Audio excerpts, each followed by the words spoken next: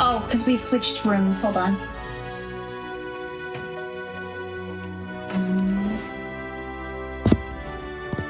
Okay, it should be back up for you, Spoonee. Yep, there it is.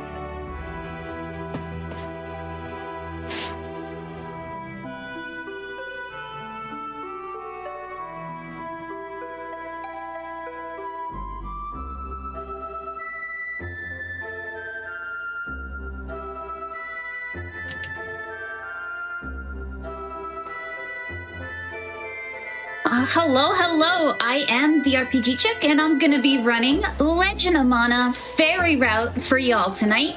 And I am joined by the heckin' awesome Spoonee. Hey, that's Hi, me. Spoonee. I'm gonna be back here, basically just being really passionate about how awesome Legend of Mana is. So the first things that we're gonna need are gonna be the gender for our character. So I believe the woman is still in the lead. Yes. Yep. Let me just refresh to make sure we didn't get any curveballs. And we are still doing woman for the character selection. Okay. So we're gonna start with the hammer for this run. Sorry, I couldn't let you choose that one, chat. Maybe another time. All right, and then the other thing that I'm gonna need is the name. Alrighty, and it won right at the end. It is Charbunny. How do spell? It's a capital C-H-A-R, uppercase B-U-N-N-Y.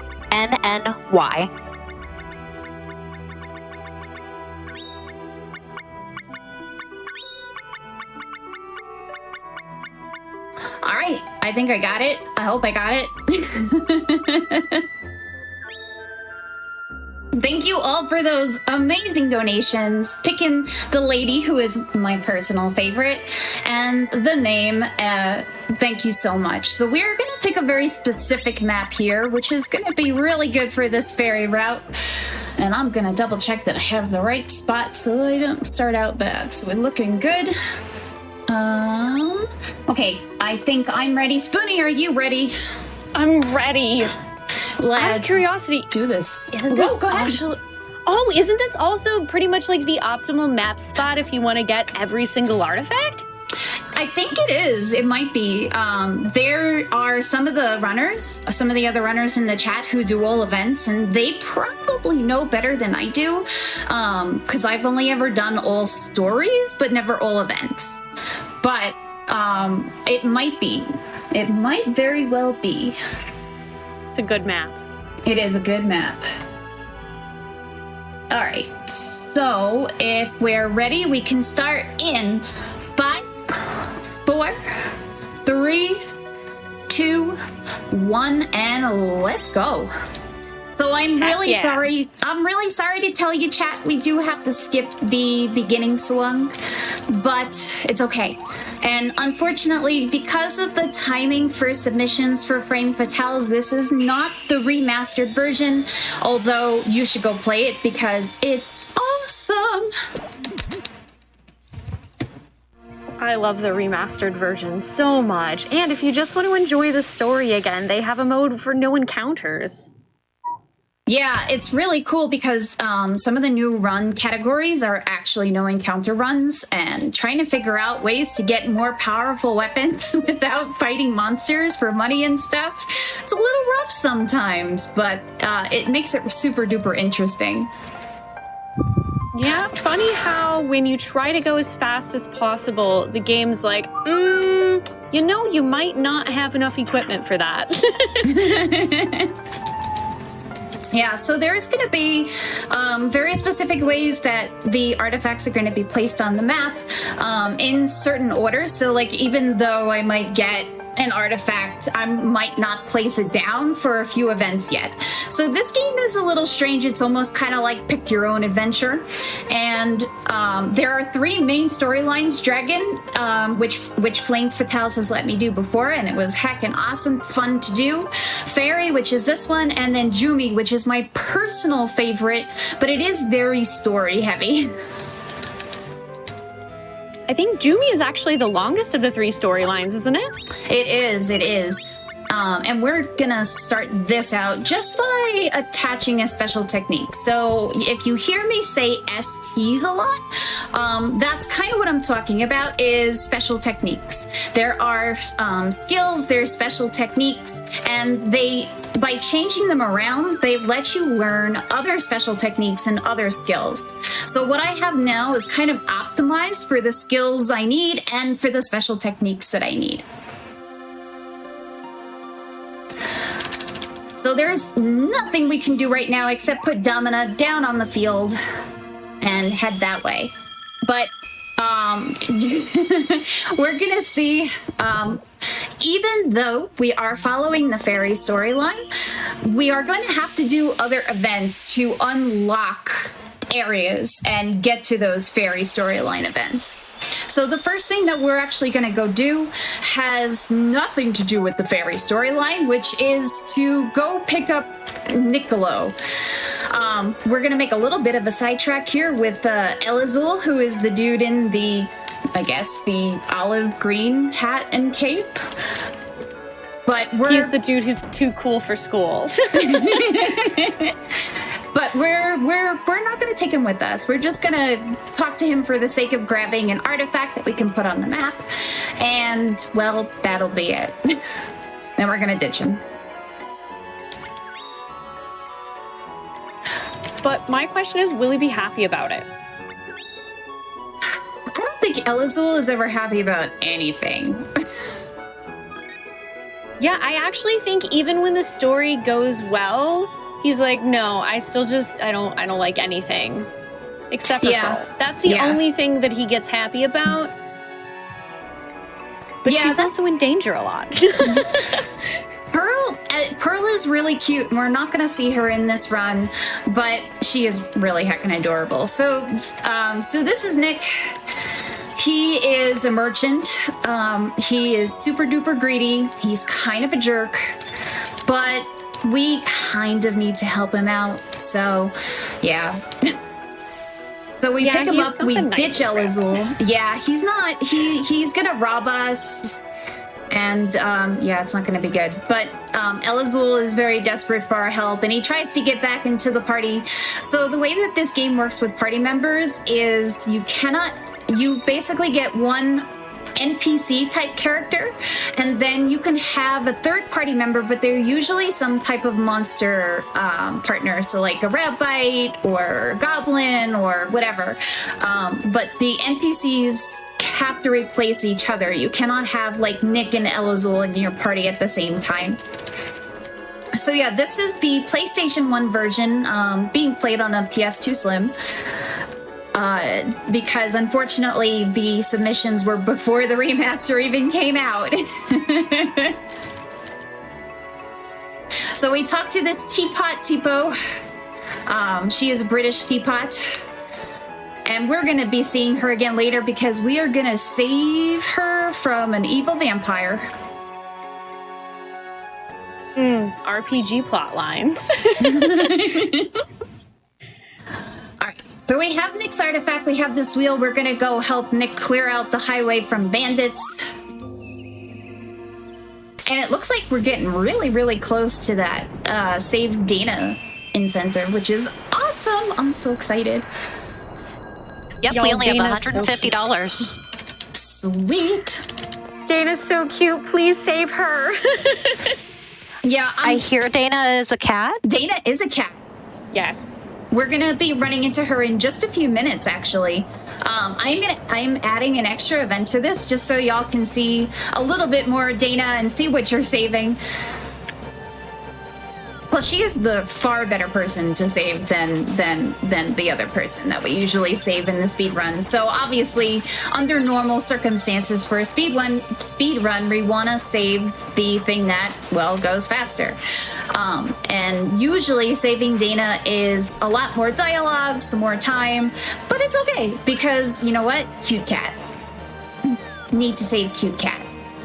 I'll take a time loss for cute cat. Exactly. So many things about choices in the speedrun sometimes make me a little bit sad.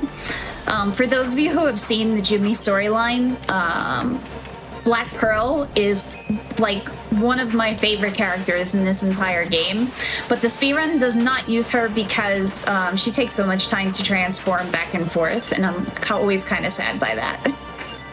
Oh, yeah, she's really cool.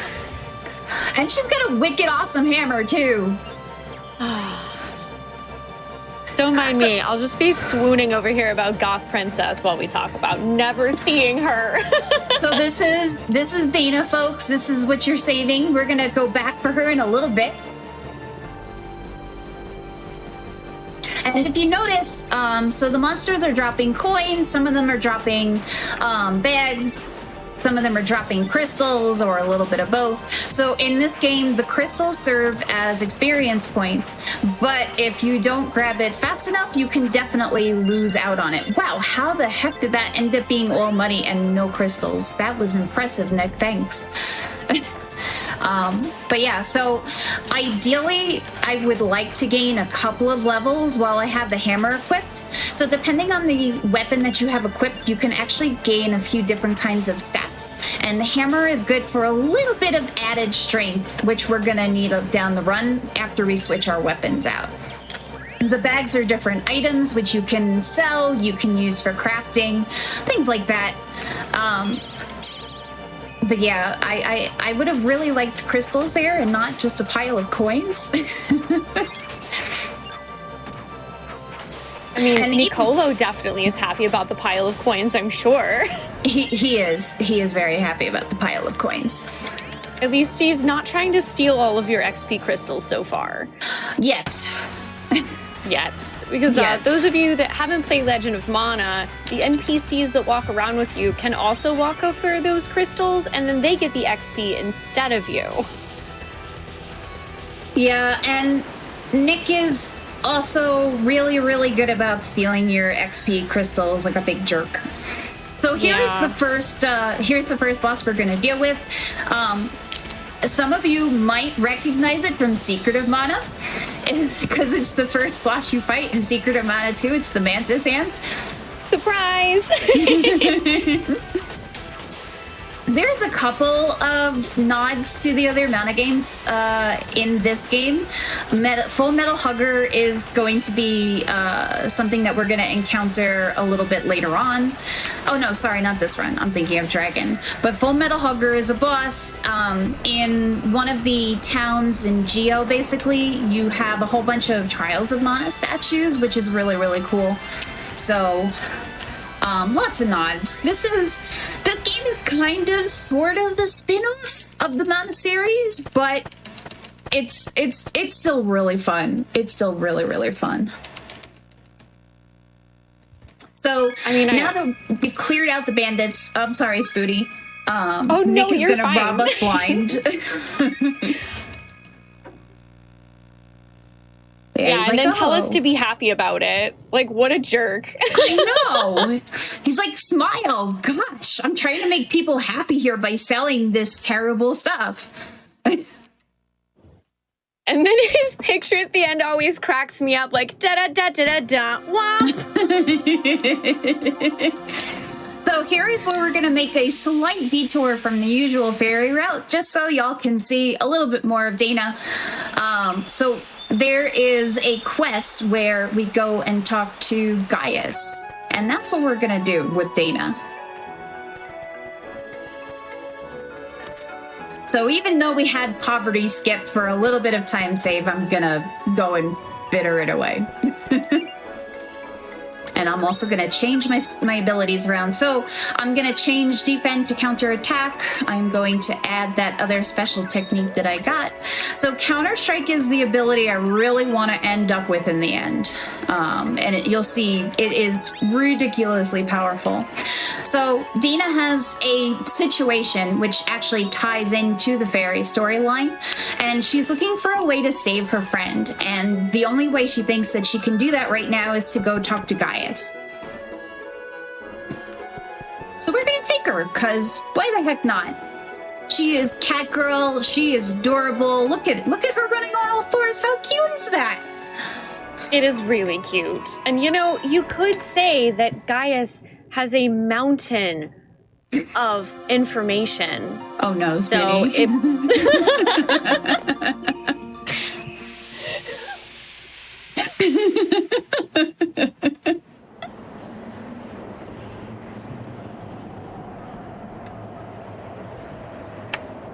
Don't worry, Chad. If you haven't played Legend of Mana, you'll get that one soon. All right, so we hit up the Boink. The Boink teleports us to basically just a couple of screens away from Gaius, so that we don't have to go through the entire Luan Highway again. Rabbi, what the heck are you doing? He's doing his best. That was a mighty jump, but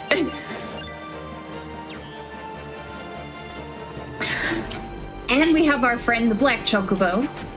Because who doesn't like a little Black Chocobo? We'll actually see Black Chocobo again later as well when we get to the Mana tree. Can Rabbi? Can you stop doing that, please? They just want to show off. So, welcome to Gaius.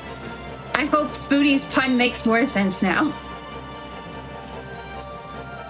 Yeah, I know. And my puns rock, so.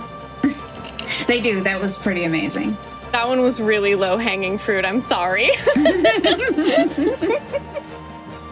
So Dana tries to ask Gaius what she can do about her friend because she's being killed by a demon. That's kind of our first introduction to what's going on in the fairy storyline. But Gaius is kind of like, well, you kind of have to let her do her thing. Thanks, Gaius. You were not helpful. You're like, yes, the best advice I can give you is to do nothing. Thanks, Giant Mountain. The only good thing he does is if you're playing it casually, that opens up the vineyard, and you can start growing your really cool-looking vegetables and fruits. And those are also all named after puns? Yes. Yes, they are.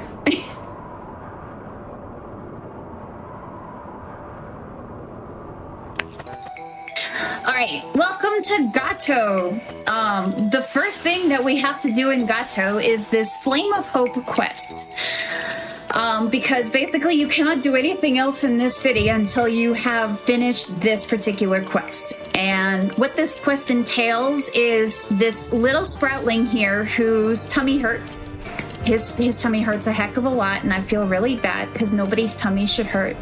And we're gonna kind of go back and forth trying to help out this little sproutling so he feels a little better. But while I am going back and forth, actually this is probably a pretty good time for some donations if there are any.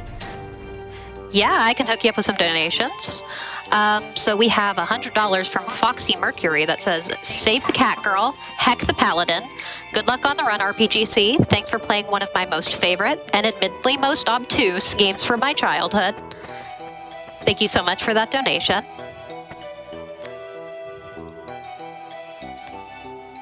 We have $10 from Insane Man 22 who says, super excited to see this Legend of Mana run. Also excited to see and hear two of my favorite streamers run this game. Good luck, and I know you will both kill it with gameplay and commentary. Y'all are awesome. Aw, thank you. Always so Man. wholesome. I've also got $25 from Mechalink who says, good luck to the person whose run got me into Legend of Mana running in the first place. Save Dana, Escott is a jerk. See, I like this. These people know where it's at. Escat is a complete jerk. He is. Save Dana. And to let you all know where Dana's at, we are currently about $125 away. So if any particularly generous cat lovers out there want to hook us up. Ah, so close. We do have a good bit of time, though, I will say, because saving Dana comes almost at the end of the fairy storyline. So we do have some time to make up that incentive.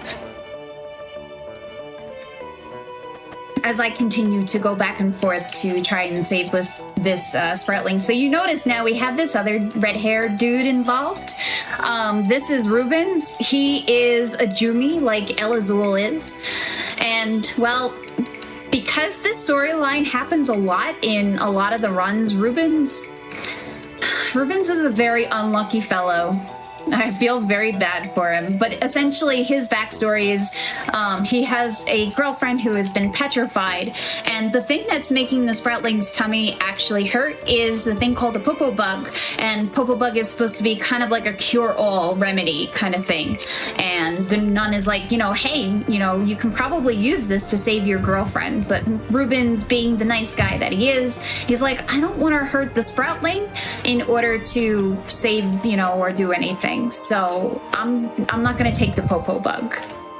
That's kind of where we're at right now as I go back and forth again. If we have a couple of more donations, we still have some time. Sure. I've got $50 from Royal Blue Wizard, who says, always glad to donate to an excellent cause for a wonderful event. Go RPGC. I'm throwing this in to save Dana because I'd rather save empathy and sensibility than a minute of time. We also have a $100 donation from Brittany. No comment, but thank you so much for your generosity.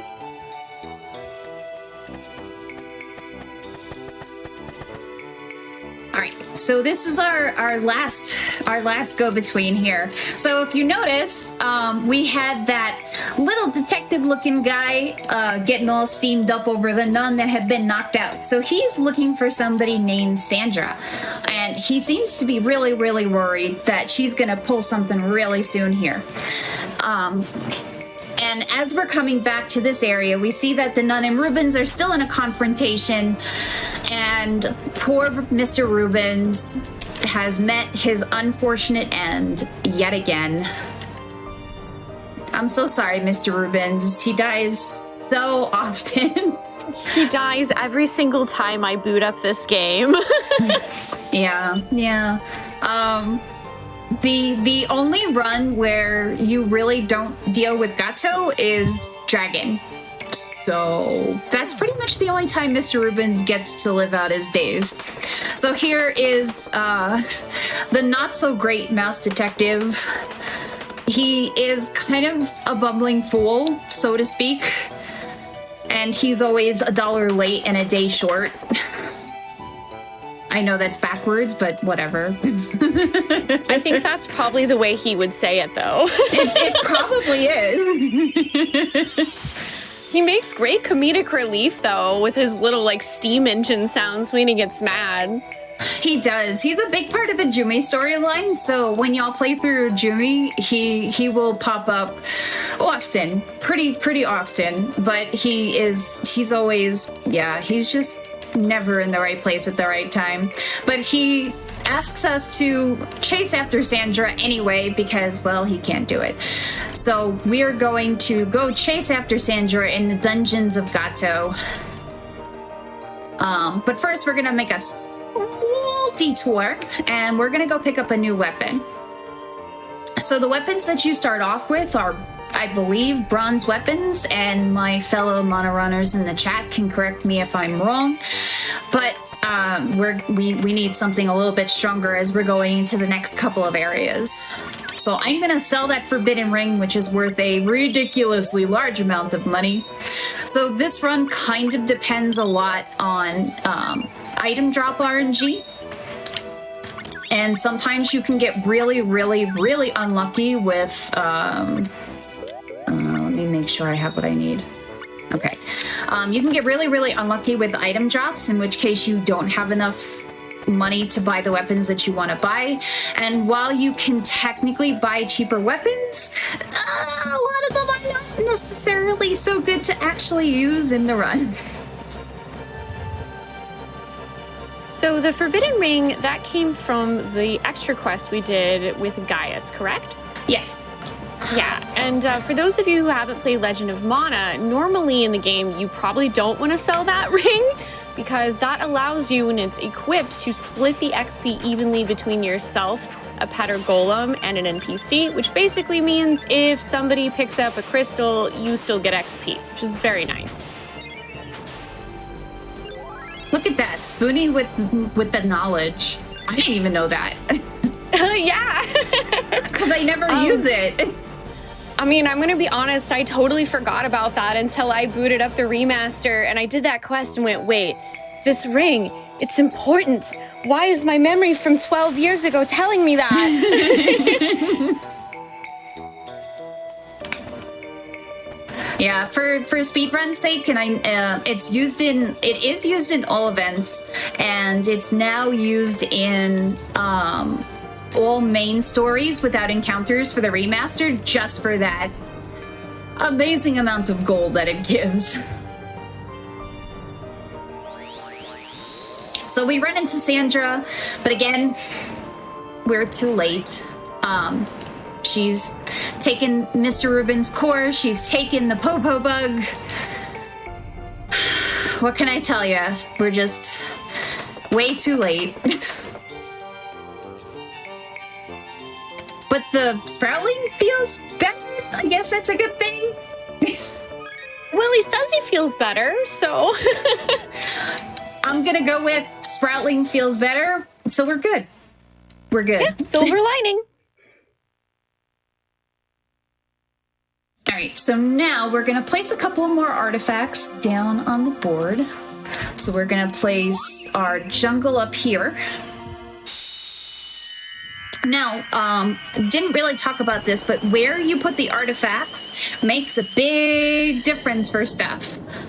It makes a difference for the mana levels. It makes a difference for how powerful the enemies are, how much experience they give, all that kind of stuff.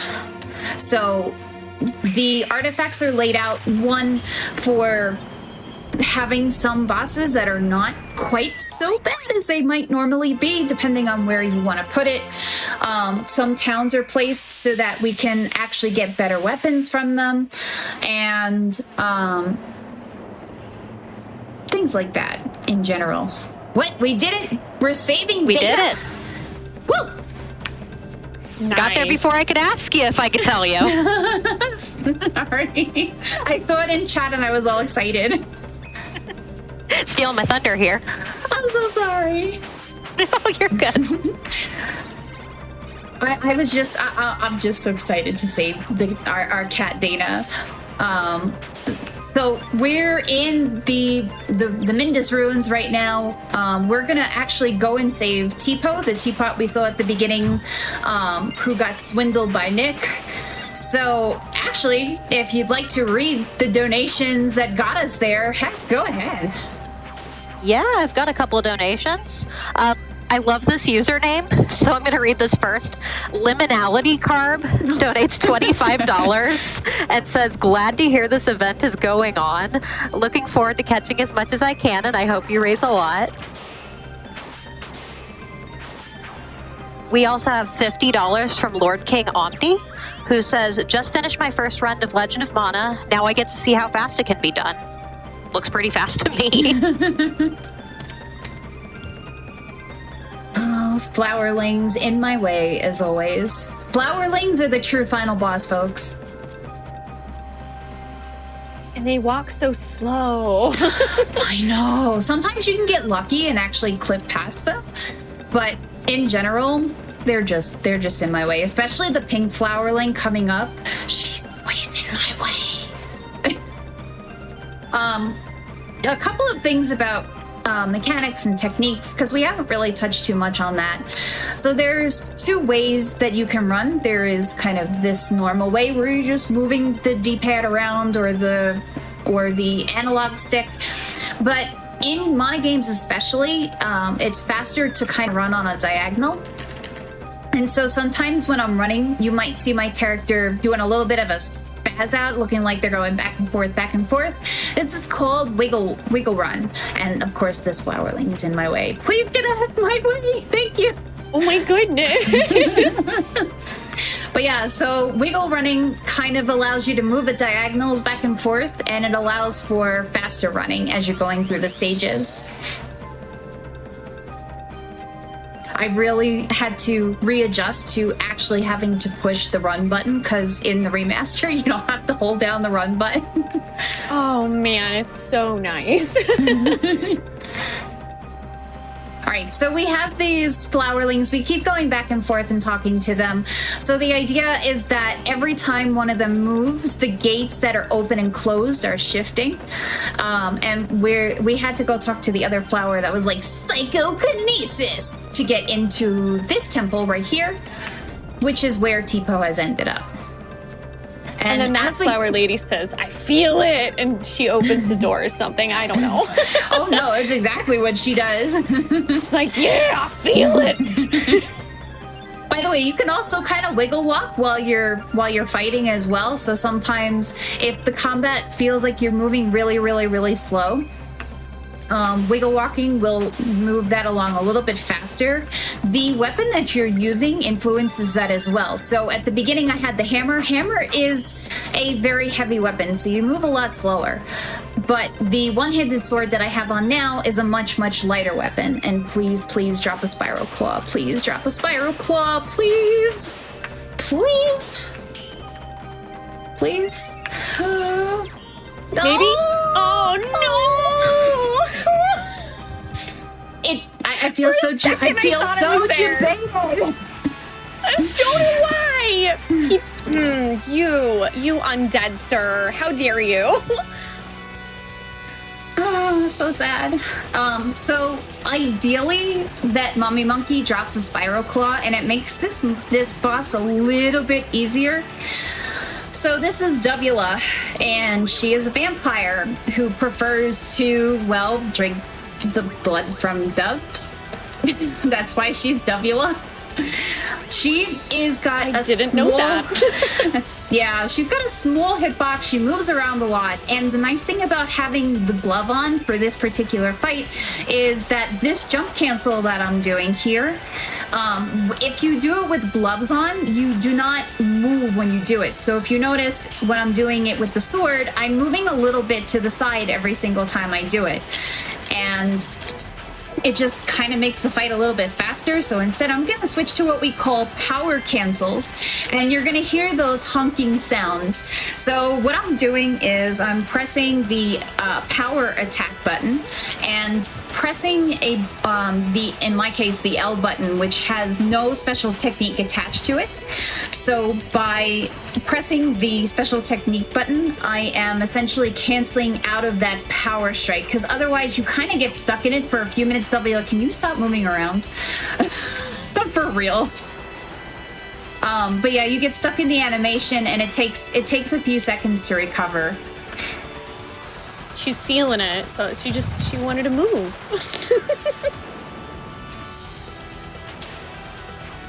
I actually did not know that about canceling that. That's really cool.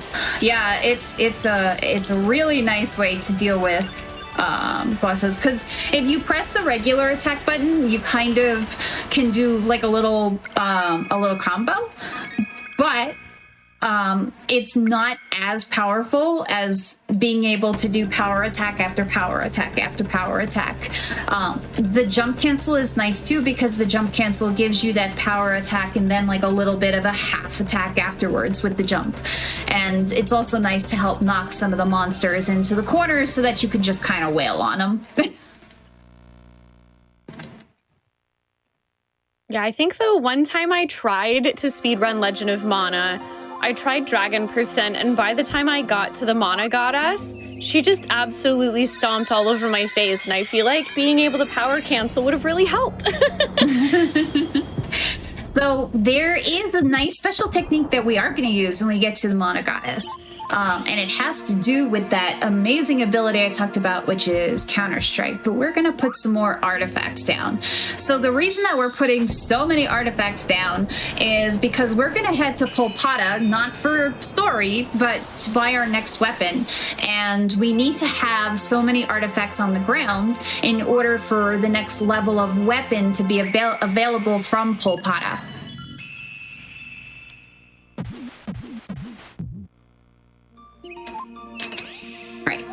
So there we go. Now we can put down Polpata.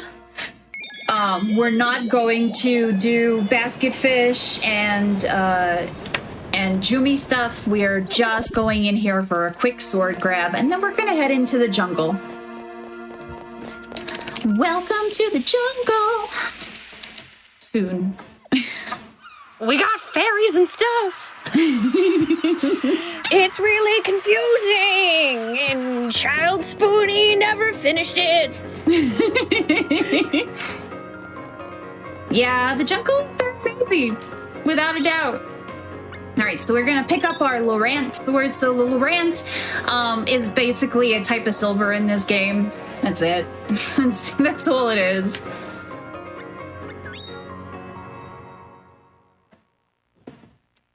So we have our slightly more powerful sword. Let's go to the jungle. Putting artifacts down also has to do with how many artifacts that you get sometimes after finishing events. Sometimes after finishing events, you'll just get like maybe a crafting item, and sometimes you'll get artifacts. And the artifact placement is also routed in such a way that we get enough artifacts to finish the game. You must have 18 artifacts on the board in order for the mana tree to open up and be available. So not only do you have to finish one of the main storyline, but you also have to have those 18 artifacts down on the map. It doesn't matter where they are necessarily, but you have to have them down. It matters a little bit where they are because some of them can't be placed in certain spots, like the boat has to be placed on the water, and the desert has to be placed away from the water, things like that. So it kind of matters when you're trying to get as many artifacts as you want on the board, but otherwise not as much. So in coming into the jungle the first time, we're doing another one of these unlock quests, which is in this case hunting Ducates. You cannot do the other fairy stuff until you have successfully hunted the Ducate. And in order to do this, we are going to help these two poor guys, Skippy and oh heck, I forget his name now. Oh my gosh, I don't remember. Hamson. There we go, Hamson. There we go. Thank you, chat. You're amazing. So we're gonna help them pay off a small portion of their debt. But yeah, that's kind of where we're at with this right now. Oops, I want to go left. Let's remember which way to go properly so we don't end up lost in here. We are going to run into the fairies a little bit for the sake of when we come back for the second quest. It'll give us kind of a shortcut into the jungle when we do that.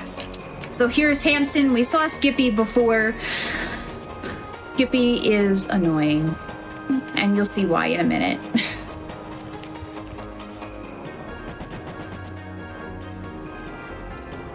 I just like the sounds that Hamson makes when he runs. They are good sounds. This is true.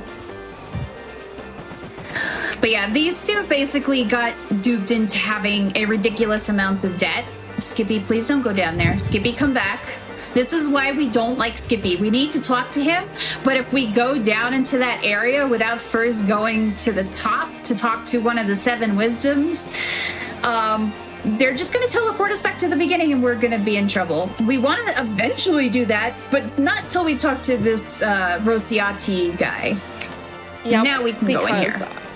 They have this thing called flags in old RPGs where if you don't talk to one guy, you can't actually continue to do the game, even if you know where you're supposed to go next. This is true.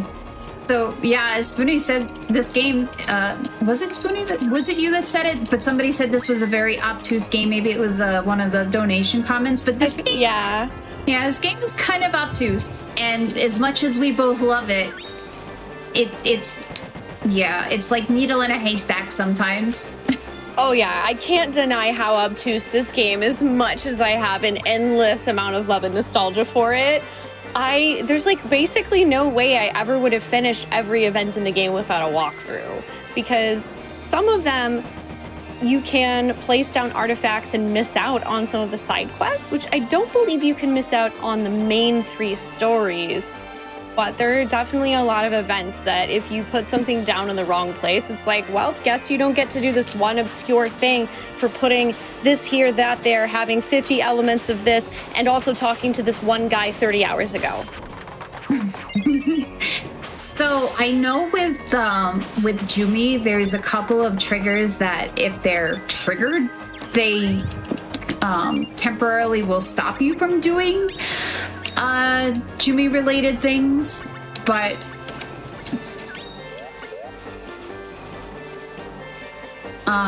the only one I know of offhand is when you first go into the desert to talk to Professor Kathinja, who is a basilisk, and she is one of my favorite characters as well.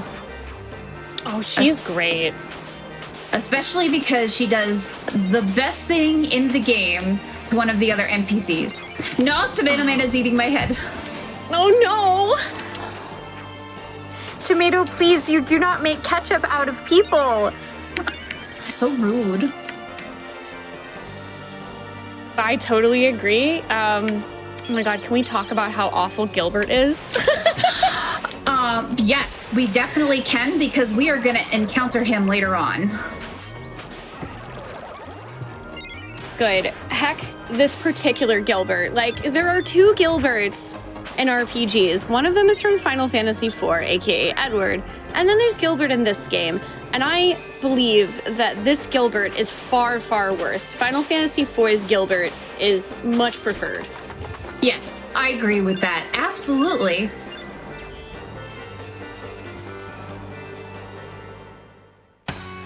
But yes, you will see later how much of a jerk Gilbert is. Unfortunately, we must do that quest. The only good thing is we'll get to see dud bears when we do the quest, though, and dud bears are amazing. Oh, I love the dud bears. Dub dub? No, as long as we get no gack. No gack. No Please, gack. no gack.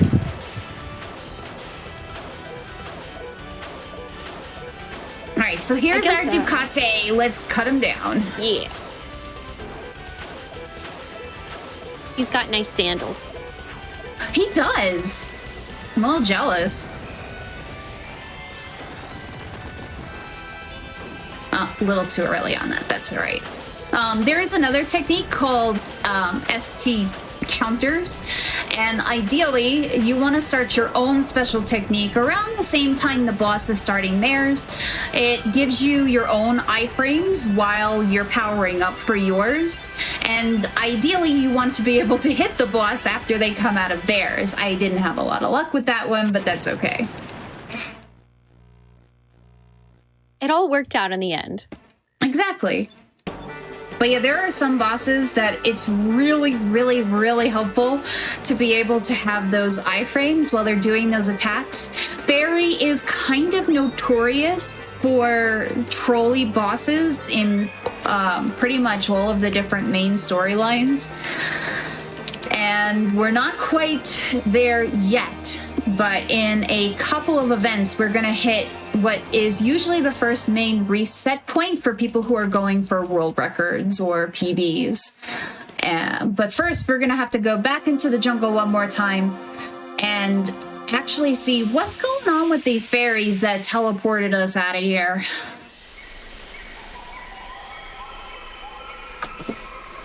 Ooh, I also have realized that we get a chance with Fairy Percent to talk about a bit more of the overarching plot of Legend of Mana, because I feel like Fairy sits very at the center at it. Oh, do we want to talk about what happened before Legend of Mana? Yeah, do it. Let's go. So, basically, I think I'm not entirely sure of the exact timeline. I want to say it was like 9 centuries ago or something around that. There was a big war that broke out between humans and fairies. over the power of mana. And things got really bad. A lot of people died. And also the mana tree burned down. So the fairies do not like humans. And that's putting it very lightly. Most of them were... met their untimely demise at the hands of humans trying to obtain power. So if you've noticed about the fairies going, oh, this is our part of the jungle, you get out of here, that's why. They don't want to be anywhere near us. So the fairy plotline also involves a little bit of some of the fairies realizing that not all humans are evil and, maybe we can kind of work together. Maybe those other guys were just jerks.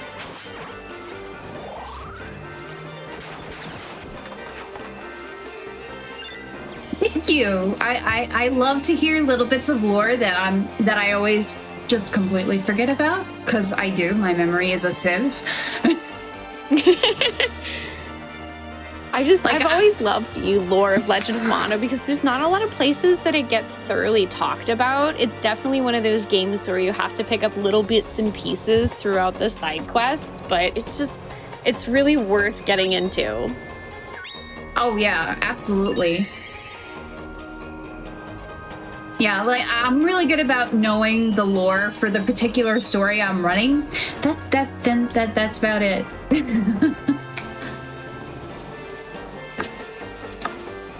So we just talked to Selkie, and Selkie's like, hey, can you totally go investigate the fairies and find out what's going on? Thank you. And she allows us to essentially walk in here with the fairy without the fairies being able to send us all the way back to the beginning again.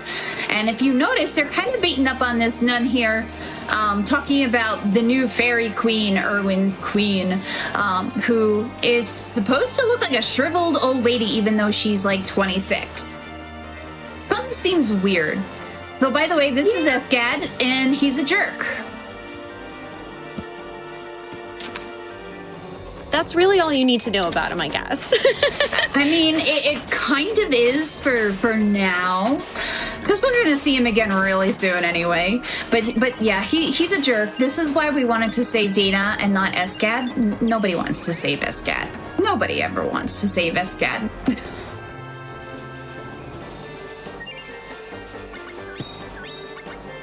All right, I'm going to go switching my techniques one more time so that I can get Counter-Strike on. And my other special technique for this particular sword, which I wish I had had in that room full of zombies that kept squishing me, but I forgot to equip it and it's fine. We live, though, and that's what matters. Yeah, the nice thing about this game, if anybody is interested in speedrunning it, you basically reset to kind of the same screen if you do die. So even without a safety save, there's no reason to safety save during the course of this run, which is really, really nice. It's like Mystic Quest where you just kind of restart the battle almost. So this is Punkster. He is one of the reasons of why bad things have been going on in this jungle. And so we're going to beat him up. He's also another boss with a really small hitbox that moves around a lot like Wla does. So there are times where I really love jump cancels, but it's not always a good idea, especially again because when you jump cancel with anything except for the glove, you do move across the screen. So for bosses like him and like Wla, it's a lot better to do power cancel attacks than it is to do jump cancel attacks. And he can still be a jerk anyway, so Punkster is going to do what Punkster will ever do. I mean, he does have the word punk in his name. He does. I wish he would stop making me dizzy, though. That's annoying. There are similar status effects to other mana games. You do have like stun locks and confusion, which reverses the D-pad kind of the same way it does in Secret of Mana. Which is neat. I like that a lot of the stuff from the earlier games kind of carries over. There we go.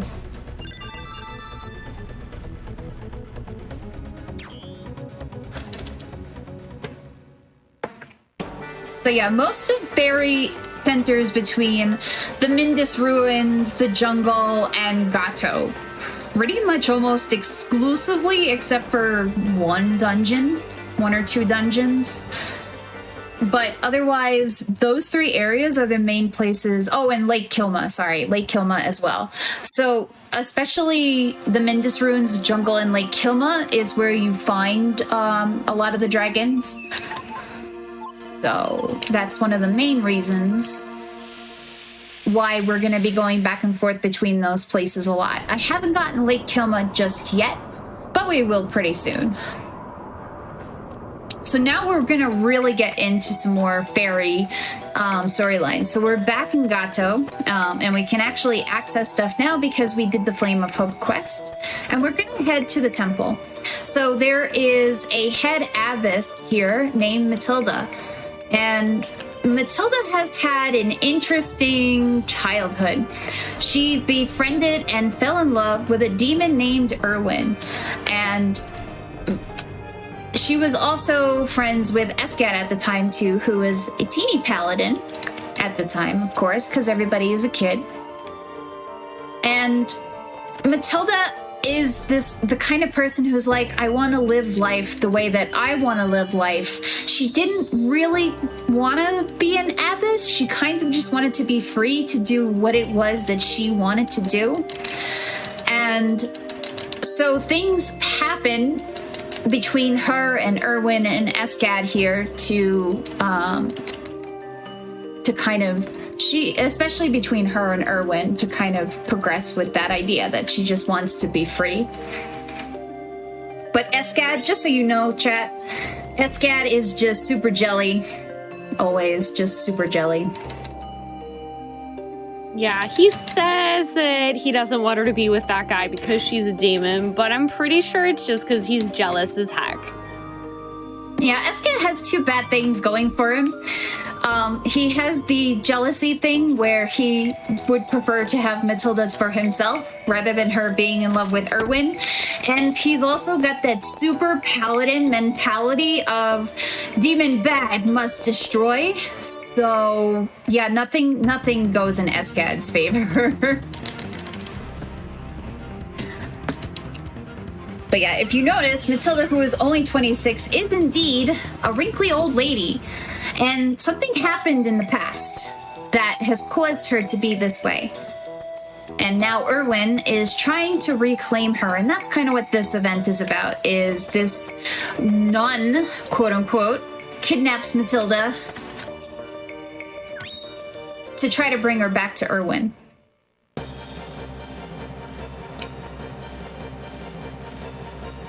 So we're gonna join forces with Dana to go and find Matilda. We're gonna head to the sealed room together. This is a nice shortcut for this portion. So instead of trying to find your way through the caverns of Gato, just by telling Dana you want to go to the sealed room, you literally get taken right there, and it's really nice not to have to memorize the pathway to it. Guess who didn't know that existed when she originally played this game and spent 2 hours lost in these caves? Well, I mean, I'm sure we all did when we started playing it. Yeah, you might say I accidentally level grinded quite a bit in these particular caves. All right, so this is Spriggan. Spriggan is the first major reset point of this run because Spriggan is a jerk. Spriggan, while it doesn't have terribly damaging special techniques, they're pretty easily avoidable. The main problem with Spriggan is that it moves around a lot and it can teleport like that. So he can just be like, hey, I'm just going to teleport all over the map. I'll see you next week. And he can spawn little add-ons as well, and you need to defeat the add-ons. Dana is a pretty good sidekick NPC. She is actually pretty helpful. A lot of the NPCs are not terribly helpful, and I didn't ST cancel in time. That's fine. But Dana's pretty good when she wants to be. Sometimes she's not, but a lot of the time she's pretty good at helping. And since we're gonna take her with us later, having her be good today is really helpful. Yeah, look at her taking on that ad. You go, Dana. Unfortunately, she completely missed and whipped with that ST. She just totally whipped it. Dana, we were praising you. Why'd you have to do that? She tried. She tried really hard, and because of Spriggan's teleport, I also whiffed.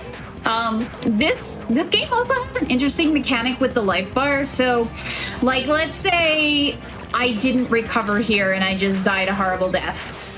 As long as Dana is alive, the fight will keep going, and my health bar will slowly recharge until I regenerate or Dana dies.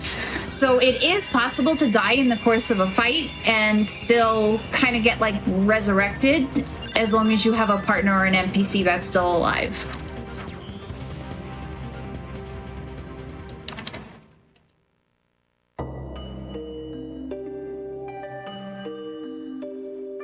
So we've saved Matilda for now.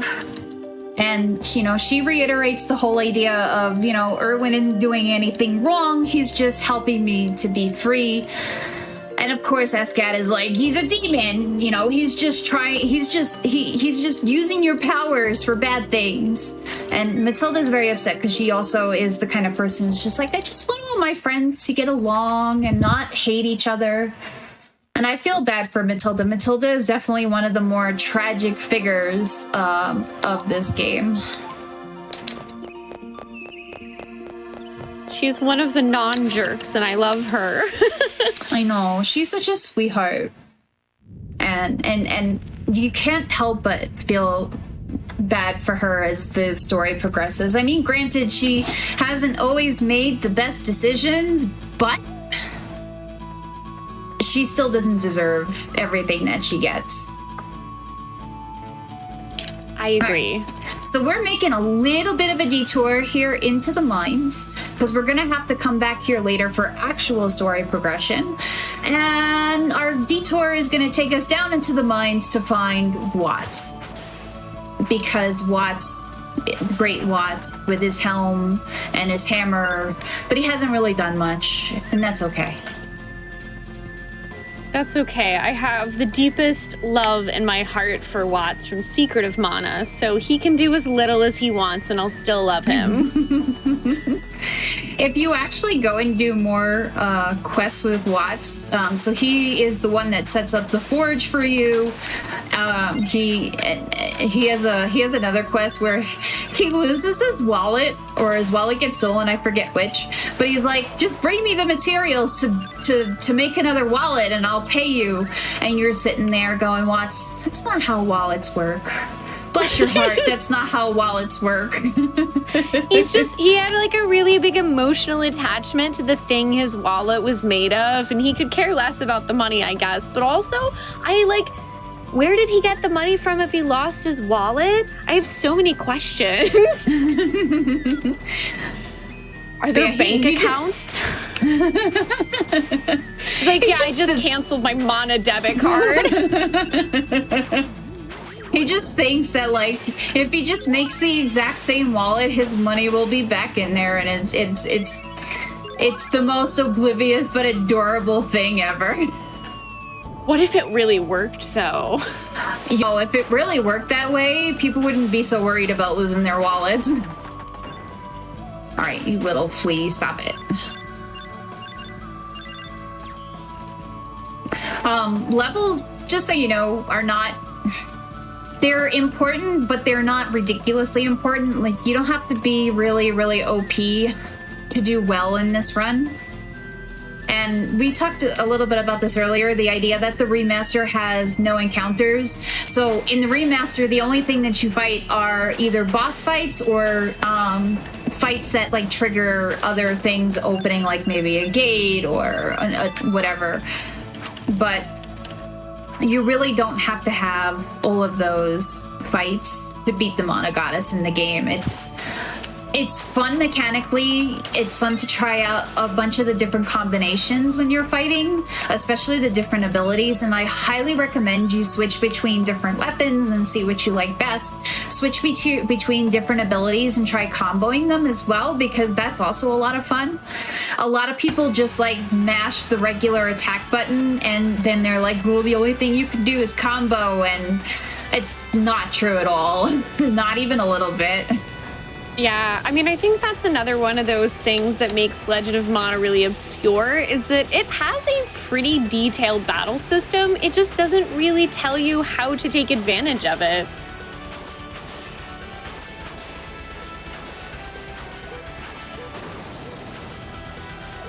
All right, so we're going to mostly focus on the blue head and not worry so much about the red flower head here.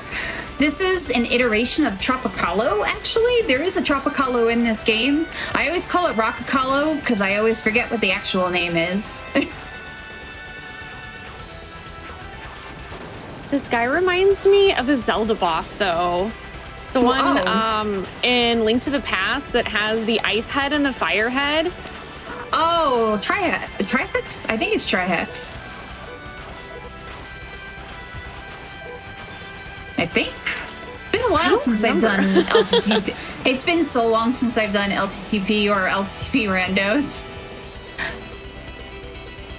But yeah, the red head will do that wind attack, and it kind of kamikazes in the course of doing so. So unless it's the last head remaining, you don't really need to worry about it. You just need to avoid the wind attack because it is really, really, really damaging. No. Trinex. Okay, thank you. I was close. I was very close. Okay, I'm not gonna be able to. That's fine. All right. So the last head is down, and our Rockacalo is been defeated. Oh heck yeah!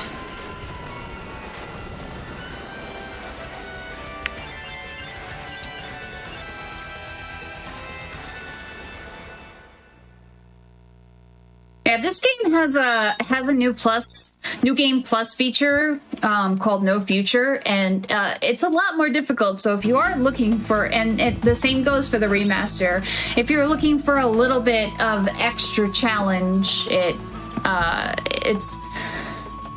a thing that you can do.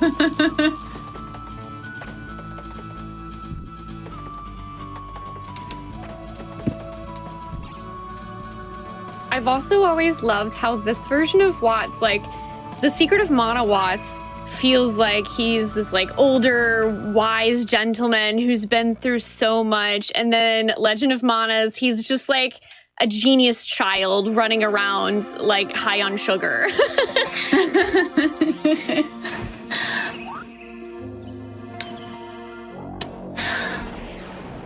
Yeah, I kind of like this version of Watts myself. He's just silly. He's ridiculous and silly, and it's great. He's cute. It's kind of like they combined Watts and Sprite together into one character. A little bit, yeah. Unfortunately, the crafting in this game is one of the obtuse things about it.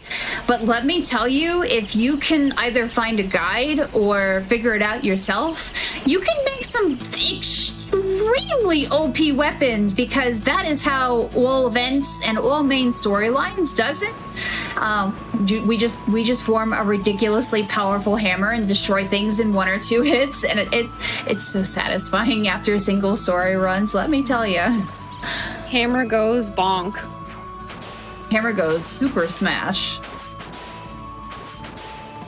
Alright, so welcome to Lake Kilma. This is the other main dungeon area that has fairies in it. And we're gonna come here a second time, but again, in the course of coming here the first time, we are opening up the area for fairy storyline stuff.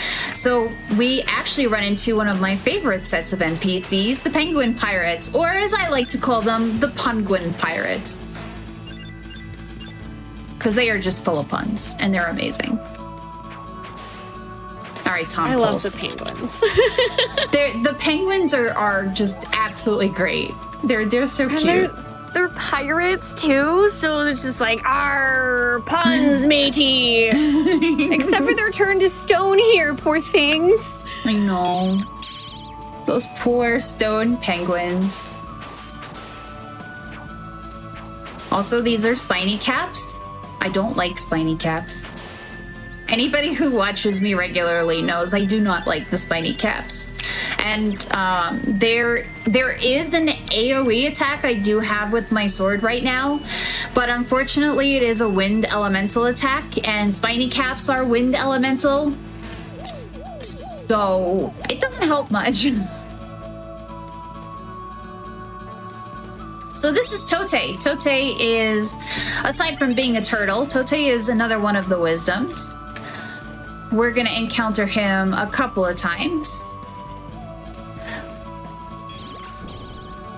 But basically what he does, and you saw it on the screen, is he allows us to be able to see the fairies that are here around Lake Kilma. So the small backstory to this particular event is that the penguin pirates came ashore here, and this monster started turning their mates to stone, and they really want to save their mates, of course, but things are getting a little bit dicey here with so many penguins turned to stone already.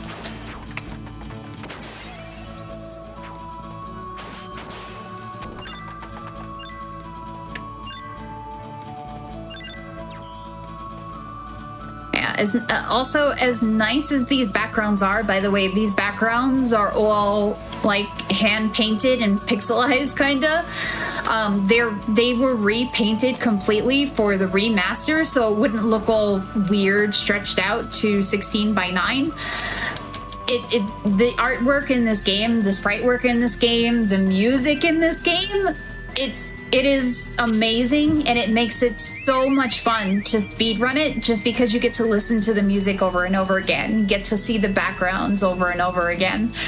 And it is definitely one of my favorite things about this game. And the remaster also has an arranged version to it, which came out really, really well. Yeah, I think it was actually supervised by some of the original people that made the music, right? Yeah, Shimamura herself actually did do the supervision, and she is the brilliant genius responsible for these tracks. I love every piece of music she's ever made, I'm pretty sure. I think you'd be hard-pressed to find people who do not like her music. But like every song in Legend of Mana is a bop. It is. I'm really sad that we don't get to hear the song that plays at the beach, because it is one of my favorites, but that is a dragon storyline event.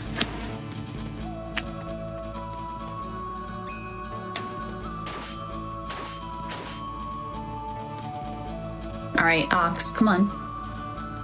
There we go. That was really... Do I have it on Counter-Strike or Counter-Attack? I should probably double-check that. Okay, Ox, you're being a jerk. Stop it. I thought I saw you pick Counter-Strike, but... I thought I did too. It could just be that I missed out. Yeah, I just missed out on some of the levels with the hammer at the beginning, so I am a little bit weaker than I would like to be, but it's okay. It's totally fine. But Counter-Strike essentially sets you up to do, I believe, and my lovely Mana runners in the chat can correct me, but I believe it's 8 times the regular attack power.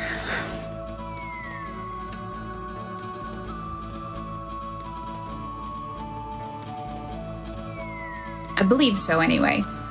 So here we have finally come to the climax of this little event. The captain has been turned to stone. We must save the captain. And Tote is like, well, you penguins can just, lure him out, this monster that's turning everything to stone, and then this lovely person right here can kick their butt for you and save everybody. Yeah, 8 times. Thank you. So that's going to be our next task, which is the Gorgonite. And Tote is exaggerating a little bit. He's like, yeah, that monster is such a huge beast. He goes from this side of the screen all the way to this side of the screen. There's no way you can take him. Just let Char Bunny take care of him. It's fine. It's totally fine. And then he yeets the captain into the ocean. Yes. Well, the lake, but the ocean sounds far more dramatic.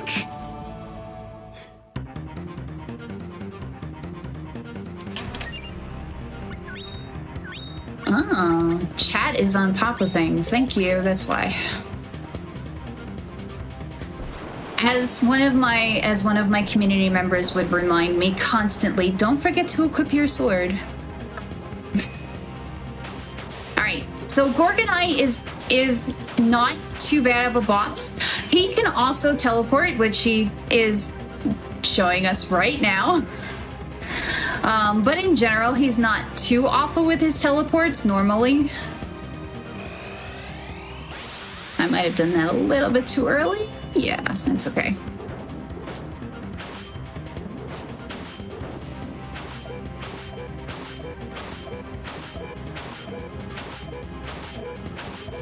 If we have time for, we do have time rather for a couple of donations while I get trolled by Gorgonite here. So if you want to read them, go ahead.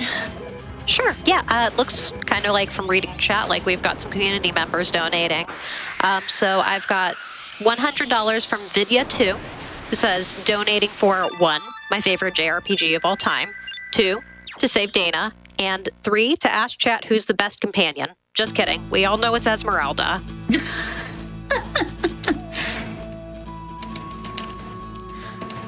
I also have $25 from Lemur, who says, never thought I'd be doing something to make Legend of Mana go slower, but here's to saving Dana. Good luck, RPG Chick. And just so you're all aware, we did meet that incentive, so we will be saving the kitty. Thank you all. I'm so happy to save Dana. Yay! Thank you for saving the cat. Oh, speaking of cats, I have a very, very good pun donation. All right, let's go. Hit us. Nyactus donates $25 and says, hi RPGC, Rena told me you're going to be running in this marathon, and I said, you've cat to be kitten me, right, meow. I need to get over there and donate, right, meow. Here's a little donation from Mom's Game Fund. Don't worry, she won't miss it. Good luck on your run. That was amazing. Thank you.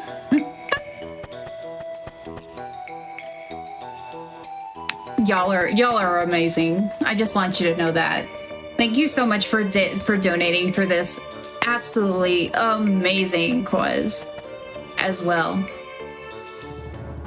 All right, so we have returned to Gato once again to go talk to Matilda, and Matilda's going to tell us that Dana has gone missing. Yes, I can. I can go in. How dare you? But Dana has gone missing, and she would like for us to go find her.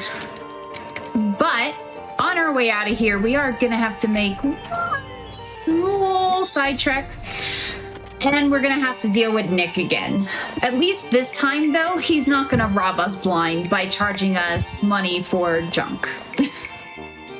I mean, I guess to be fair to him, it was junk that we needed to put on the map, right?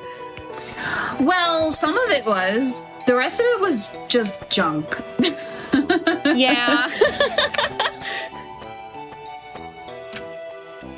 So we're gonna pick up Nick here in the story. He's like, I need to go get some green ball buns. Why don't you come with me and gather them with me, and I'll give you a reward. Totally will give you a good reward. It actually is. It's not an awful reward. At least he's not charging me for the reward this time. Yeah, he's charging us for the pleasure of his company. Yeah, when you do poverty percent at the beginning, so technically the artifacts and stuff that he sells you at the beginning, he charges you 300 lucre for. Even if you don't have that, he basically robs you blind. Yeah, he literally is like, wait, you don't have that much money? Well, I'll just take whatever you have. Yep. It's just like, give me your wallet. You don't know Watts, so he can't make you a new one. Too bad. So I ran off screen and came back. What we're doing basically is progressing the timer for this fairy to appear. She's like, what are you doing here? Oh, we're just searching for green balls. And then Nick is like, what are you doing? Who are you talking to?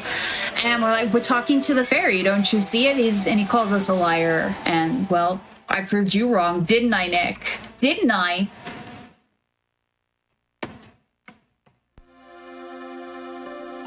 All right.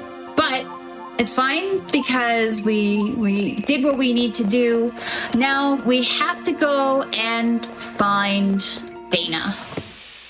I mean, because how are we going to save her if we don't go find her? So we're going back to Lake Kilma to find her, which is where she has ended up. She's gone in search of Erwin to try and save Matilda. So as I traverse back through this territory, whatever shout out you want to give, whatever donations you want to read, you have a good few minutes to do so. Sure. So we have $50 from Dr. Goldfish. I wonder if they're like a goldfish that's a doctor or like a doctor of goldfish. Anyway, $50 says Legend of Mana is such a quirky, cute game. I love seeing it run on GDQ. Go RPGC. We also have $25 from Slanderoid, who says, thanks for running this one. I've always wanted to play it, and seeing it here really makes me think it's my kind of game.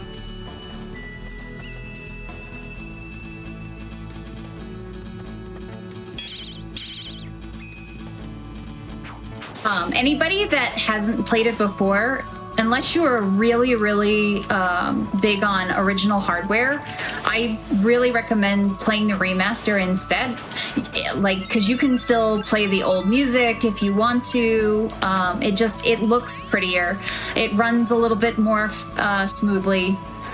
It's a nice experience. So if you have not played this and you're interested in it, you can pick up the remaster, Steam, Switch, whatever. It's worth it. It's well worth it. Yeah, it's super worth. Oh, I had an idea, RPGC. Since we won't be seeing the orchard, should we read out to everyone maybe a few of the names of the pun vegetables? Oh, yes. I'd go for it. All right. Do you have a color preference? No, I don't have a color preference, but I mean, I need to make sure that my cat is mentioned. Oh yeah, of course. I mean, apricot was going to be the first one I'd mention. Apricot is by far one of the best vegetables in this game. It's perfect in every way. We also have the whale amato. Oh, I love the whale amato. We have the orca plant, the bumpkin pumpkin, also the loquat shoes, which is literally like, I think it's a kumquat, but it's also a pair of shoes. Oh my gosh, I forgot about those. There's the cornflower, which of course is literally just corn. I also personally love the heart mint. Oh, heart mint's a good one. And mush in a box, because it's a Jack in the Box, but with a mushroom. And pine o'clock, of course. Pine o'clock is a good one. I like pine o'clock too.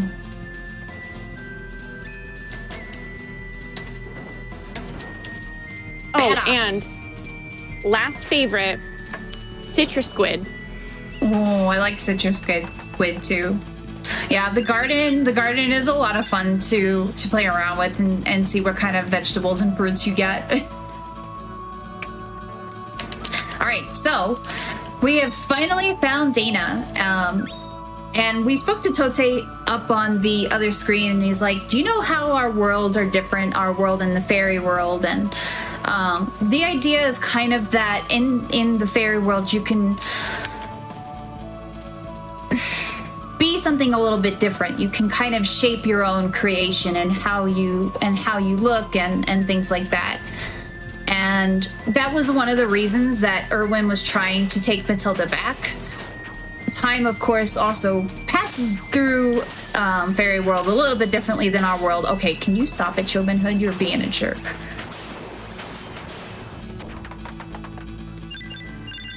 But yeah, Erwin, despite being a demon, still kind of cares about Matilda and doesn't want her to die an early death, for sure.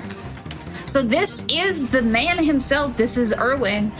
And Dana hasn't seen Erwin since he was a little kid. Same, you know, like with Escat, they haven't seen each other since they were little kids. And we find out here that Erwin actually took Matilda's powers in the hopes that she wouldn't have to go through with being an abbess. Like, if she lost a bunch of her powers, maybe they wouldn't make her the head abbess. But of course, we see that didn't really work very well. But Dana wants Erwin to kind of take responsibility for what he did because she is aging so rapidly, and Dana doesn't want anything bad to happen to her friend. So that's why she's chasing him. Okay, come on. Stop being a jerk, Ox. Ox is not cooperating today. Ox, please. All right, so we are coming up on the most beautiful and also the most trolly Boreal Hound.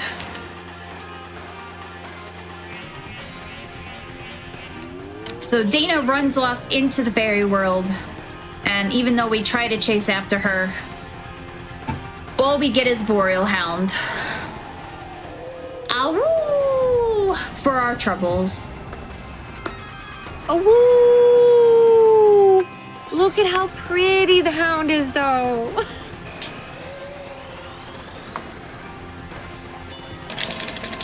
Well, I'm too early, but it's good because that is not a nice attack, and he's going to do it twice. Oh, Boreal Hound is living up to his jerkiness today. So this is the second big reset point for speedrunners.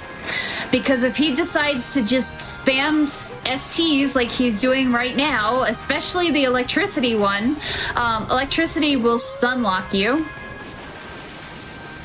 And he can just, like, completely destroy you and have to restart the fight. He is really being a massive jerk today. Bad doggo. He's upsetty.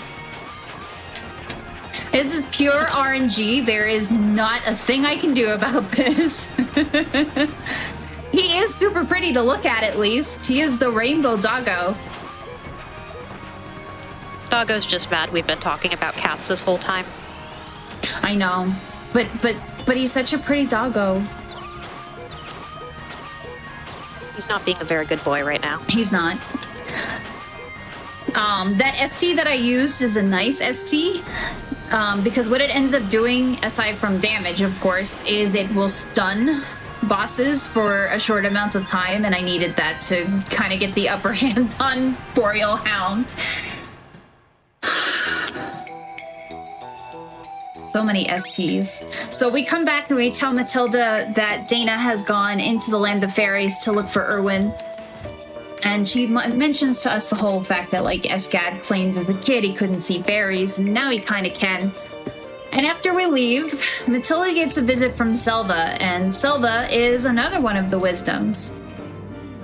And they have this very lengthy conversation about things that are going on in the world right now. And about how, you know, like, do you know what's going on with me? That Erwin took my powers. You know, the era is coming to an end, and he mentions, like, all of the main characters from the 3 main storylines, and they're all going to play this big part in it. And he says, well, upon your death, Matilda, you're going to become one of us, one of the wisdoms. You will end the era and join us. But yes, that 7 STs, is that what it was? That was a terrible Boreal Hound. Ooh. 7 is about 6 too many. I mean, 7 is 7 too many, TBH, so... Yeah, that's fair. Is it possible to have a fight with him where he doesn't do any STs? If you get really lucky, absolutely. But you do have to get pretty lucky. right, so we're gonna make a very short dip back into the mines to talk to Pokiel. So Pokiel, we saw him when we went to do Watts' quest the first time. Pokiel, the storyteller, is another one of the wisdoms, and he basically is literally the storyteller. He's kind of the bard of the game, which I know Spoonee loves. Yes, I do. And he does actually happen to be probably one of my top 3 favorite characters in the game. So we get treated to just a little bit of history here. We are going to dip out before the entire story, but we can see Kid Escad talking about how Erwin is evil and he must be destroyed and he's manipulating Matilda and blah, blah, blah, jealousy, blah, blah, blah. But if you keep going with that, you get a little bit more history and you get to see some more stuff take place from past times. But ain't got no time for that. We're already gonna lose time, even though it's for a good reason to save Dana. We are gonna lose some time because of that. I was like, we're in a hurry. Do you have like a too long didn't read for this?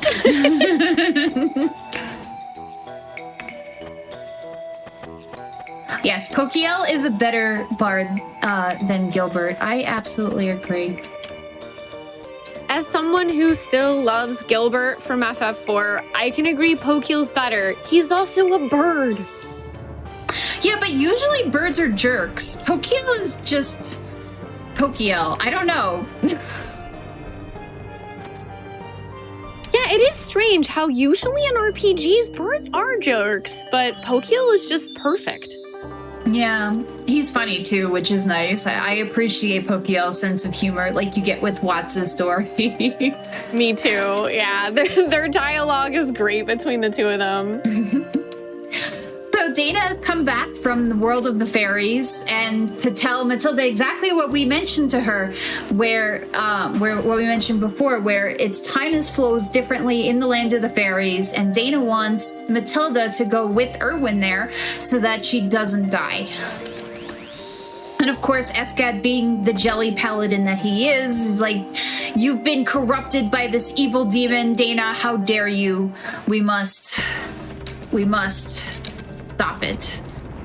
And Matilda uses her magic and teleports everybody here to the Mindus ruins. I like this little scene here because I know it's Erwin walking normally, but it looks like he's trying to sneak past Matilda, and I think it's hilarious. It kind of does. So Matilda and Erwin have a little chat. Like, he's like, "Oh, you haven't changed at all, Matilda," and she's like, "Don't be stupid. I look like a wrinkled old granny." But we confirm here that he did indeed want to take her to the land of the fairies so that she could live out her days a little bit longer, basically. But she's like, I just want to be free. Just let me do my thing, man. Just like, she's like, please, everyone's tried to control what I do my whole life. Can I just pick for once what I want to do? Exactly. Like, Matilda, yes, you can. I love you. Go be free. But we do have to traverse a little bit through the ruins, and we're actually going to get the one instance in this particular storyline where Niccolo is going to be useful. He is going to teleport us to the top. Well, not to the top, but to that central part of the ruins where we saw Erwin and Matilda, instead of going around in circles, opening gates, closing gates, and trying to dodge flower lanes. Because dang, does that suck. I believe in you, RNG. I mean, we've already had Boreal Dog, bad RNG, so obviously the game has to be nice to us later, right? That's totally how JRPG RNG works. It's absolutely, totally how JRPG RNG works. I totally run games with no major RPG and no major RNG in them, rather. None at all. Yeah, none of those games. Yeah, I definitely don't run things that have an RNG chance to end your whole run up until the very end of the run or anything. No, that's totally not going to be a thing that happens on Saturday, because I know you'll save a bunch. Yeah, like 30 billion times probably. So here is what you donated for. So you can pick between Dana and Escad. Because chat, you chose to save Dana, we're gonna join with her and beat up on Escad for a while.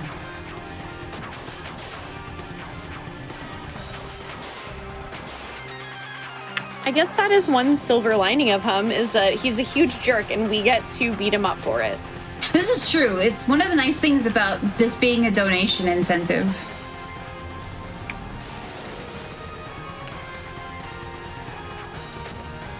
But we're going to use Counter-Strike on him the same way that we would use it on Dana if we were siding with Escad, just to make the fight go a little bit faster. Dana, please don't get in my way. So we have saved Dana. She gets to live throughout the rest of the story. Yay! And so we finally find Matilda up here. She's like, I am not going to go with Erwin. I want to make my own choice. But Erwin has said he's going to bring catastrophe down on this world. And, I mean, if you want to stop him, you could. If you want to. That's up to you, because you should do what you want to do. Like, yeah, I'm not going to tell you to save the world or anything, but clock's ticking. And Dana is kind of angry with Matilda for not wanting to go with Erwin, because, you know, we saw it at the beginning of the run where we went to talk to Gaius. Dana just wants Matilda to live. She wants her friend to live. And by opting to stay in this world, Matilda doesn't have long left.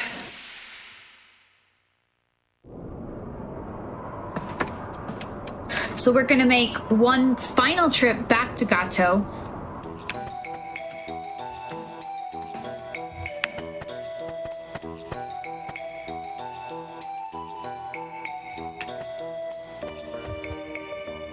And we're gonna find out exactly what Erwin is planning here.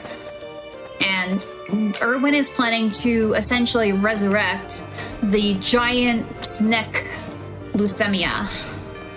And that is like my favorite hecking dungeon in this game, except for the Bejeweled City. So Leucemia was this giant snake monster who terrorized the world for a while. It swallowed 7 cities and then burned itself to death by eating a volcano. It's not a very smart snake.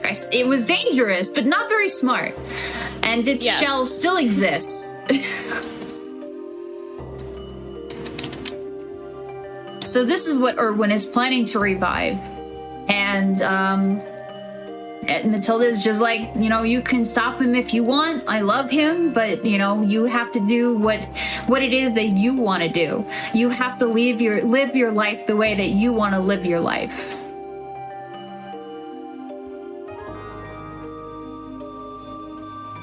But Matilda knows that she is basically running out of time. And says, once I know that Charbunny is gonna take care of this, I can go peacefully. You know what? Why don't we take Dana with us? Because we saved her, right? Let's take her with us.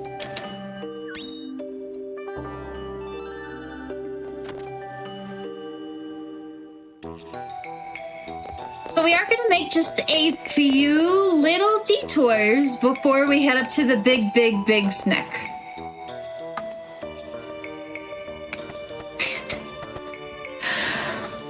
The big silly snake who ate a volcano. So that again, kind of cracks me up. I want a children's book version. Leucemia the snake was a very hungry snake. It went around eating cities, but the cities were not spicy enough for this particular snake, and it decided to swallow a volcano. So spice, very hot. And then the danger noodle keeled over. So this is Leucemia's artifact. It is going to be essentially the shell of the snake. because we must get to it before Erwin revives it. We're just gonna make some detours first. It's fine. It's fine. Yeah, I mean, listen, this is a JRPG. We can put off the last imminent task that's like impending world doom off for as long as we want.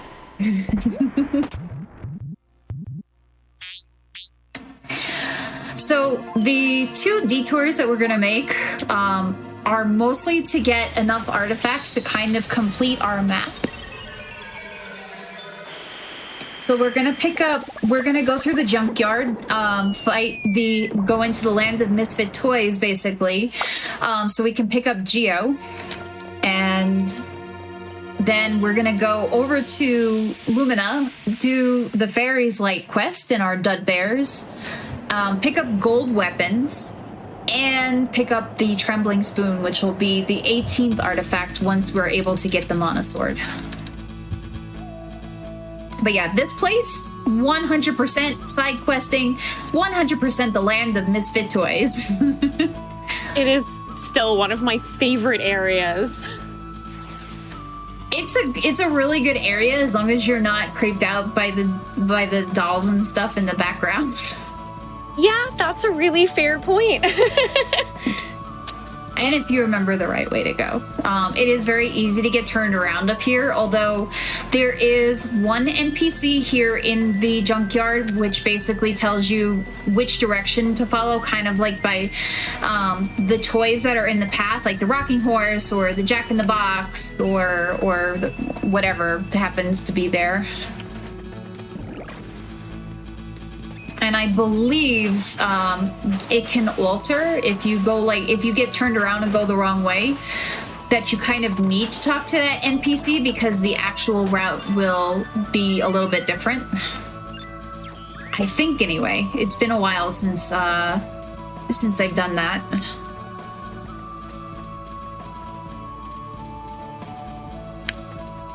But we're just following the junkyard around. We're gonna beat up on some toys. And then we're gonna meet Orko from He-Man. When I get to that point, tell me that creature does not look like Orko from He-Man.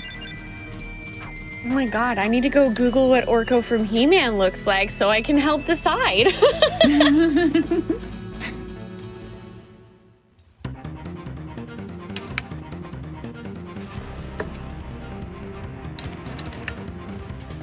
Oh, the toys are attacking! They're attacking! Oh no! But it's fine. It's totally fine. One of them is a mimic, but you know, that's fine. Mimics never murder us. No, not ever. Especially not ones that pretend to be save points.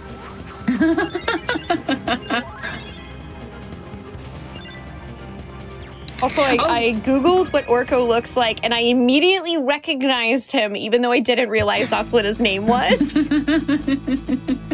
But yeah, this little dude here, tell me that does not look like Orko from He-Man. It looks exactly like Orko from He-Man. He absolutely does. He's got the hat and the eyes and everything.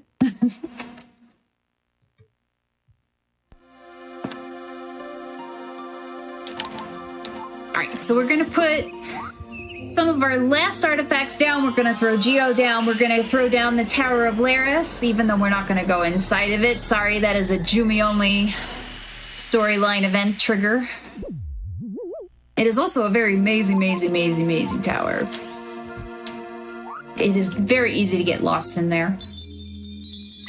And we're gonna put Lumina down last. Again, it's that idea that you wanna have all of these artifacts down and you want Lumina to also be so far from the home base, because the distance from the home base matters as well in terms of the level of weapons that you can get from a town. So by putting Lumina here and having all of these other 16 artifacts on the map, we can get gold weapons, which is going to be our final weapon buy for the run. But because we are in Lumina, it's time for Dud Bears. Yay, Dud Bears! So if you've never seen the Dud Bears, they speak in their own language of duds and dubs and boobas and doobas and dubbas and bubbas and gaks. So the main thing with this storyline is this is Monique. She is a lamp maker, and this is Gilbert. He's a jerk, but he's in love with Monique, or at least he thinks he is. And because Monique hasn't been able to sell her lamps, he's like, oh, my sweet darling, I will sell your lamps for you. And he makes us sell half of them. Yep. You know what I say to Gilbert? Gack. Gack.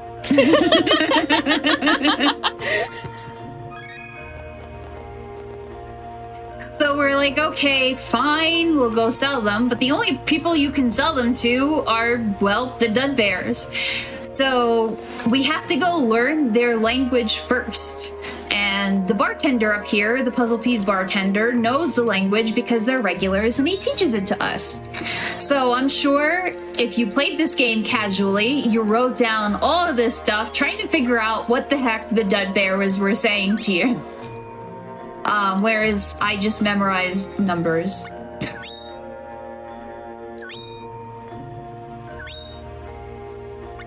Right, lamp 1, successful.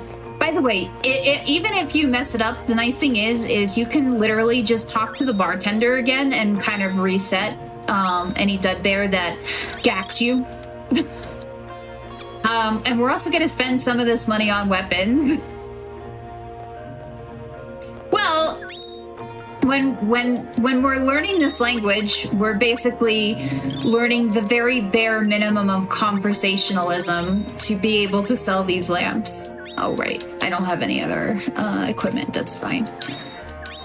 So we pick up a one-handed gold sword, and we pick up a gold hammer as well. We are going to re-equip hammers to do the last dungeon of this particular run. The hammer is just ridiculously powerful. The gold sword is fine too, but the hammer is just a little bit better to use when we go into the last dungeon, or the last couple of dungeons. So we successfully sell our third lamp, but because we've used a little bit of the money, we're gonna get a small time save here. Oh no, I didn't sell. I guess I had a lot of cash.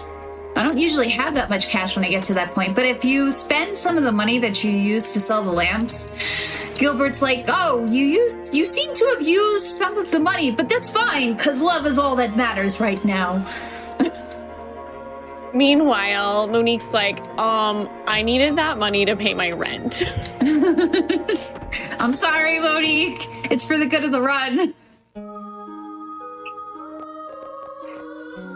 But yeah, I love that part because all of a sudden Monique just flies over the counter and it's like, oh, she's a harpy. Cool. It's really rad. But this is the part where you find out what a jerk Gilbert really is, by the way. Do we want to talk about what he's saying to her? Mm-hmm. Absolutely we do. Mm-hmm. So basically, Gilbert's idea of Monique is, oh, you know, come with me and we'll be in love and we'll go see the world and, you know, become rich and yada yada. And Monique's like, no, you know, I really just like making lamps. I don't really care about seeing the world or money. I really just need like barely enough money to eat and run my shop so I can make lamps. And he's like, what are you talking about? Why would you want something so small? I literally can't understand why any person would have any other type of dream other than the dream I have. Guess I'm not in love with you after all. And then he leaves. Yeah, and then when you come back in here to talk to Monique, she has one of the best lines of the game, where she's like, Gilbert wants much bigger lamps than the little ones I have, but it's not the size that matters. Yup. Like, as a silver lining, Gilbert may be a jerk, but at least every storyline he's involved with is basically really cool women not being interested in Gilbert. Mm-hmm, mm-hmm. And eventually he does get his comeuppance when he runs into Cathinja, which is also a rather amusing set of dialogue in and of itself. I mean, Cathincha is a basilisk. Cathincha is a basilisk, so it essentially boils down to her turning him to stone. But I'm not gonna go into the dialogue because, oh my god. No, we might not want to bring up exactly what he said. You see, a much smaller, younger Spoonee didn't understand that, but it's one of those things like watching the movie Shrek where 10 years later you're like, oh, I get it now. Oh, wow.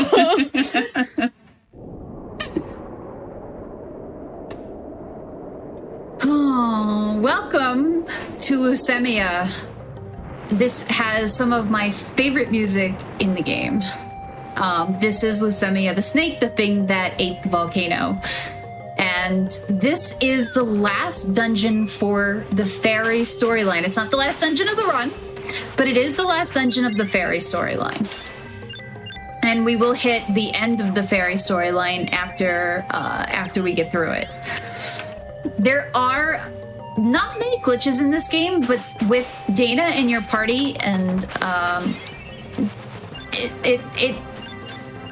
it is not something that I know how to do because I never take Dana with me, but I've seen other members of the community do it. It is possible to do what we call a Selva skip, and you can kind of wiggle past Selva with Dana in your party. There's also an encounter skip that you can do with her in your party. So like I said, even though there's not a ton of glitches in this game, some of them can be done just by having Dana, but the amount of time that you save by doing these little skips does not cancel out the amount of dialogue and extra time that Dana takes.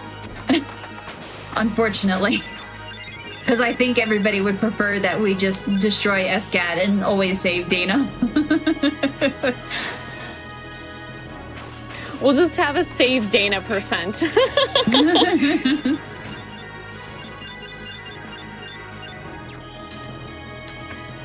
That's how it is with Black Pearl and Jumi. I just want to take Pearl with me. Always. I just want to take Pearl because Pearl is so amazing. She's so cool. And the music in this dungeon is so good. It's so good. Mm. This is probably my second favorite track in this whole game. I can't decide on a favorite. I just like the bouncy happiness that plays in Medora Beach. I don't remember the actual name of the tracks, but the one that plays at Medora Beach is just super duper happy and bouncy, and I absolutely adore it. There is something fun about listening to that while stepping on crabs. This is true. Crab sacrifices are a thing. Are there any crab raves? Are there any what? Crab rave. Oh, unfortunately well, they do not. move around really fast, so I guess if you just added in your own like and flicked your light switch on enough, it could be a crab rave. She's not wrong. Just give him some glow sticks. All right, so we have a few minutes as we traverse through this snake. So if you have a few more donations, this is a good time for it. Yeah, I have a couple of donations. We have $25 from K Star, who says, "Love Less Than 3 Legend of Mana, one of the best RPGs I've ever played. Thank you for speedrunning this classic. Good luck, the RPG Chick and Malala Fund." We also have $25 from Jaime, who says, "Happy to support Malala and excited to watch some great speedruns." Thank you so much, Jaime. We also have quite a few donations that don't have any comments. We have a $100 donation from Coyote. It's spelled kind of interestingly, so my pronunciation might be off there. But thank you for that $100 donation. We also have $50 from Soph. No comment, but thank you again. And then we have $25 from Macmog, Iwakagari, and Bloodhawk. No comments, but thank you so much. Yeah, thank you everybody for your amazing generosity. This is only the first day of the marathon. This marathon is going all week, even if we're not going overnight, because people need some sleeps.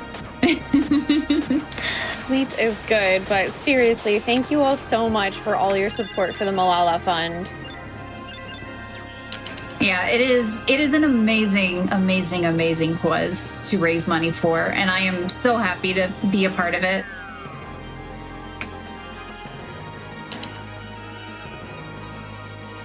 By the way, never tell Selva that you can't take it or no.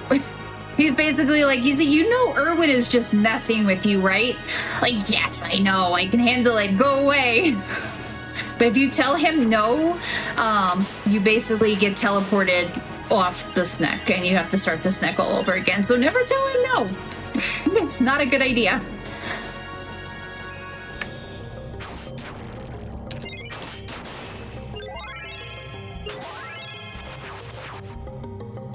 Also, interesting little side note that not many people may be aware of outside of the runners.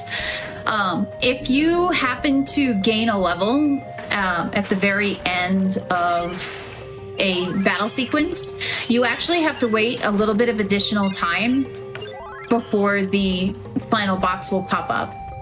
And it only happens when you gain a level. So if you don't gain a level when you're picking up experience crystals at the end of the fight, the box pops up right away. But if you do, then it usually takes a few extra seconds to trigger.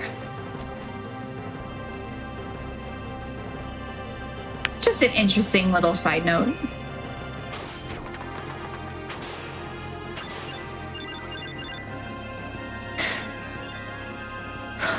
If there are any people who are in the chat and are interested in running either this version or the remastered versions, the Legend of Mana community is absolutely an amazing bunch of people who are very helpful. They're very knowledgeable. There are guides. Some of them might need to be a little bit updated, but there are guides on speedrun.com. So if you are interested in joining us, please do so. We're always looking for more runners, of course.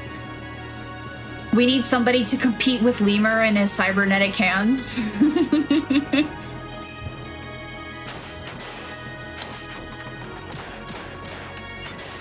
I mean, I'll be honest, I was seriously considering picking up Dragon Percent with the remaster.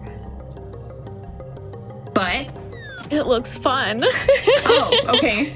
I thought there was a but there for a second, but... Oh, no, there was no but. It was more like, I have to do other things right now, but I really want to try it. I mean... You know, when you're like, you've got a busy schedule, but there's that one thing that's like, yeah, I want to do this thing that's none of those things you should be doing. That's Dragon Percent for me right now. All right, so this is the Erwin fight. Erwin has kind of a wonky hitbox, and he also is the king of the double special technique. So there are optimal places to stand and hit him, like over here. And pray that we can stun lock him long enough to get him not to have an ST, but there he goes. So what he ends up doing is he'll cast 2 STs in a row, and the second ST is always... Oh, did I interrupt him? I did! Oh, nice. But basically what he usually does is that second ST is the super AoE ST, and it's like you have to go hide in your safety corner.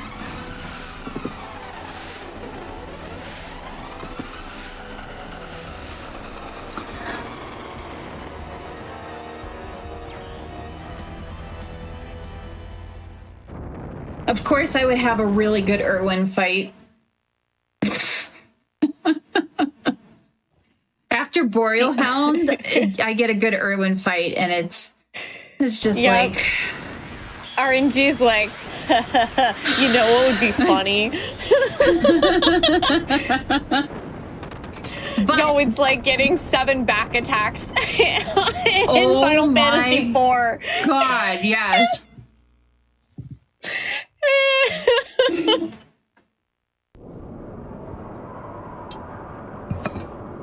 Beautiful. I love RPGs so much. I know. It's so good.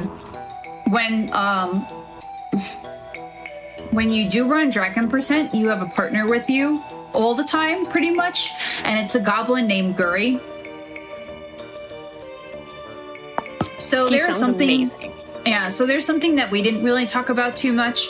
So that thing that happened at the beginning where the Chobin Hood kind of just dropped a whole bunch of gold coins, I was like, oh, wow, Nick must be happy. So there is a synergy thing that you can have with both your NPC partners and your monster partners. And one of the reasons that Guri is such a nice partner to have is that when you're close enough for that synergy, I think it doubles your attack power, no matter what kind of attack you're using. So it makes boss fights and things a little bit faster. And that's why he is used for that particular run. Dragon also requires you to have 3 party members at one point, but that's a different story. But this is the end. Yeah, literally. But this is the end of the story, the fairy story. And so Erwin is dead. We find out that Matilda has passed away. And the fairies kind of don't really know what to do with themselves. They're like, well, maybe we're going to go extinct now. And it talks a little bit about what Spoonee was talking about before, like the memories of the war changed who we are. Maybe this is all our fault. And so we get taken down to the underworld because, well, Erwin is dead. That's where the people go when they die in this game.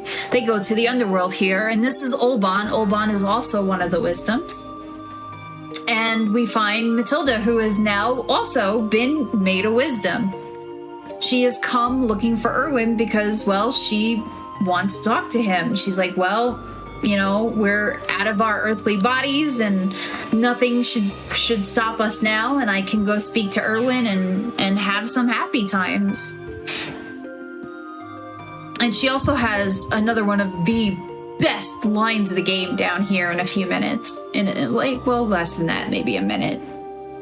Can I make a little announcement real quick? Absolutely. We have passed $17,000. Oh, heck yeah. Oh, that's wonderful. On our first day, too. That's incredible. Thank you, everybody, so much. Yeah, y'all are just ridiculously generous and amazing. Thank you so much.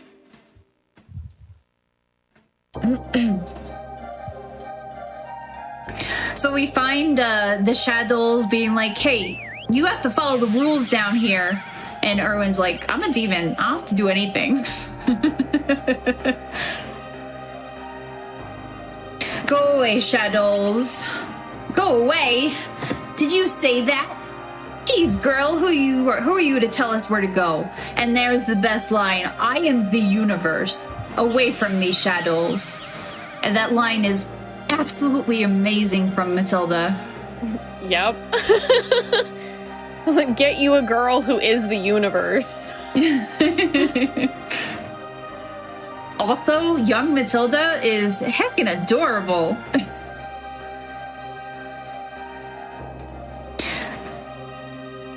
But Matilda's like, you know, we're not in our earthly bodies anymore. You know, I can change my form now. You can probably do the same thing. And Erwin's just like, I'm a demon. All I want to do is destroy stuff. And Matilda's like, no, you created me. You know, this was because of what you did. And I was able to be the person I really wanted to be. And Erwin still cares about Matilda, calling her a thorn in his heart. But he just wants to destroy the world and free himself from her.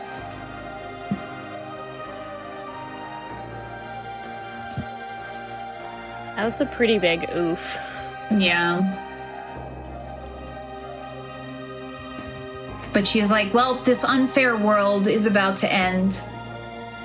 It is the end of the era.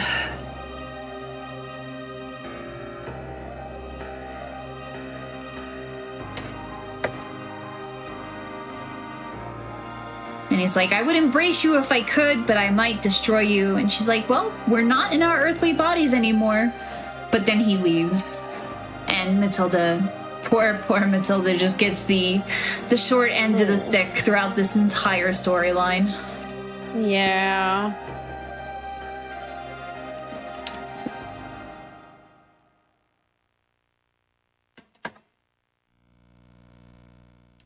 So even though the fairy storyline has ended, the game is not over yet. So we're going to go back home and we're going to see how things are going. We're going to go back home and try not to cry about Matilda. Yeah, that too. So we're going to do some fancy speedrunner type things to just progress time a little bit.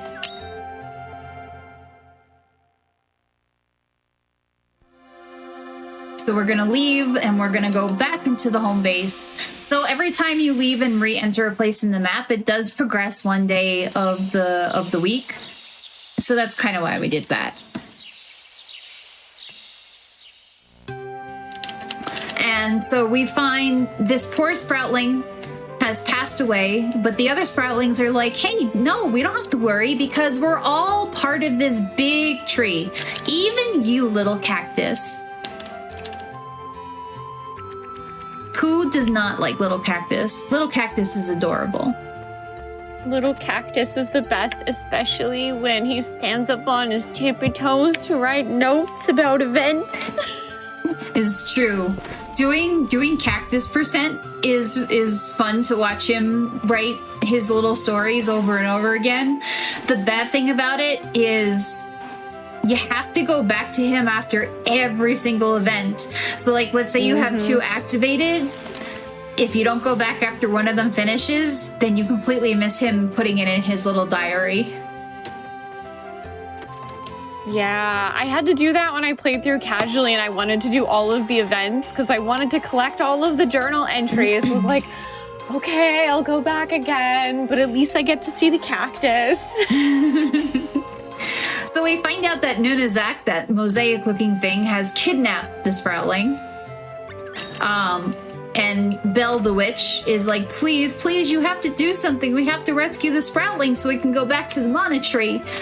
And Pokiel actually goes in there to try to convince Nunazak to let it go, but we don't want to sit there through all that dialogue, so we just tell Pokiel, like, nah, we're good, fam, and we leave.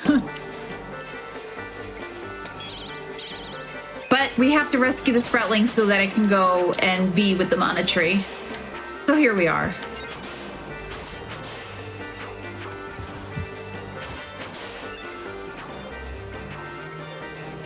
All right, Spiny Cap, stop being a jerk. Spiny Caps!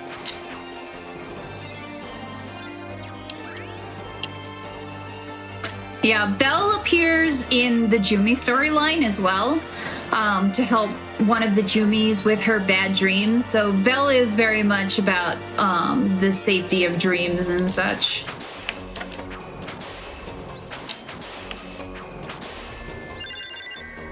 But this is just a short little dungeon going through and getting our Sproutling back.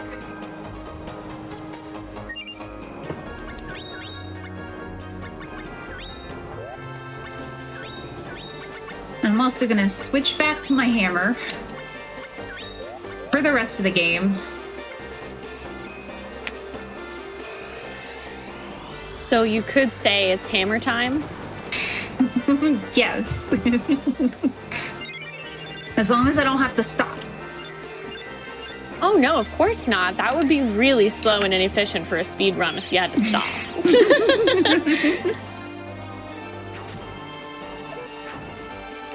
So yeah, so the hammer does, like I said, it's powerful, but it has the unfortunate side effect of being a little bit slower for combat. Okay, Spiny Cap, stop it. You're not being very nice right now. There we go. Okay.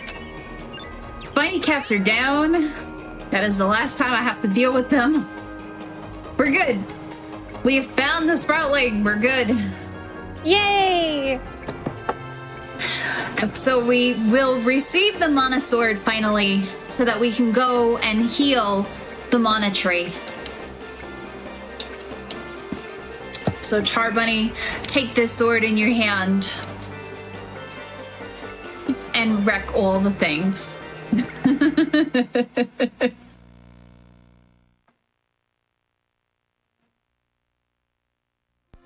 We all know how receiving mysterious magic swords always goes, right? It's fine. It's totally fine. Nothing bad ever happens because of that. We'll just stab this sword into the ground, and then, a mysterious tree that hasn't existed for centuries will show up. It's fine. Yeah, we're all gonna live happily ever after. Yeah. Under the cooling shade of the mana tree. 100%.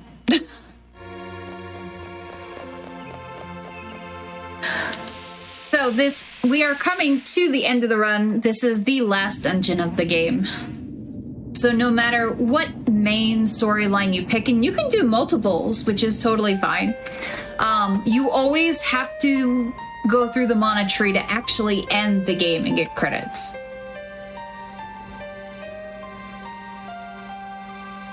So I will say, I absolutely love everything the mana goddess says to us, though, when you come to the mana tree. Yeah. The only thing with the mana goddess is she's a little bit needy. Yeah. Small, slight amount. I definitely always thought she was like a stage 5 clinger when I read the dialogue at the beginning of the game as a kid. By the way, you can actually stand there and chat with Pokiel if you so desire, and he'll tell you a little bit more about the Sanctuary of Mana and all of that stuff, but it's not necessary to talk to him. It's never necessary to talk to Pokiel, but it's fun for flavor text sometimes.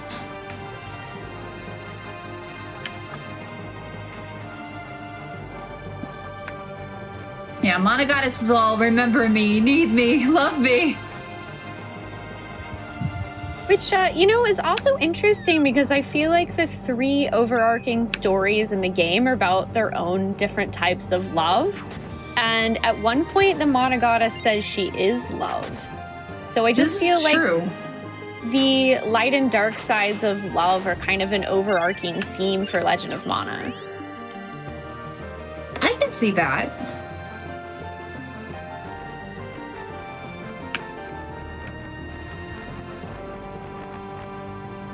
I love the little sound that the mana tree makes when you run over those leaves.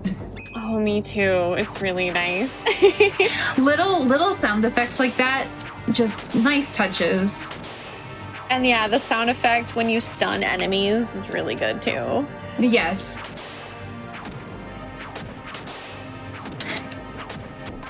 If it wasn't for the obtuse nature of how things work in this game, I think a lot of people would have picked it up. Also, nobody should ever play Dawn of Mana. I don't have any plans to. There are a lot of fantastic Mana games, and Dawn of Mana is not one of those games. And they're so easily available now. You can get all 3 of the first ones and Legend of Mana on the Switch. This is true. The Seiken collection is great, and it has all the same original glitches as far as I know. Because they're literally just ports. Especially Secret of Mana with all of its amazingly lovely glitches. Yes.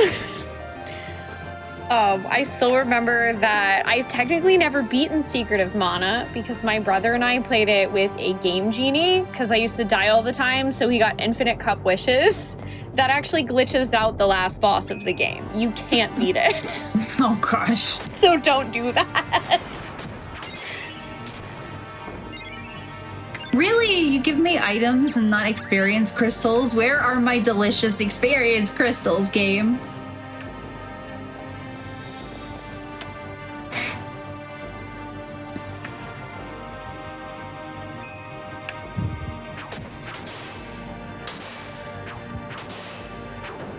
Oh no, Ox is being a jerk again. Don't be a jerk, Ox. Come on. Come on. Be a bro. Ox, please. At least one of them gave delicious XP crystals. Finally, yes. We still have the trio of dragons coming up, and they're usually pretty good for a little last boost of XP.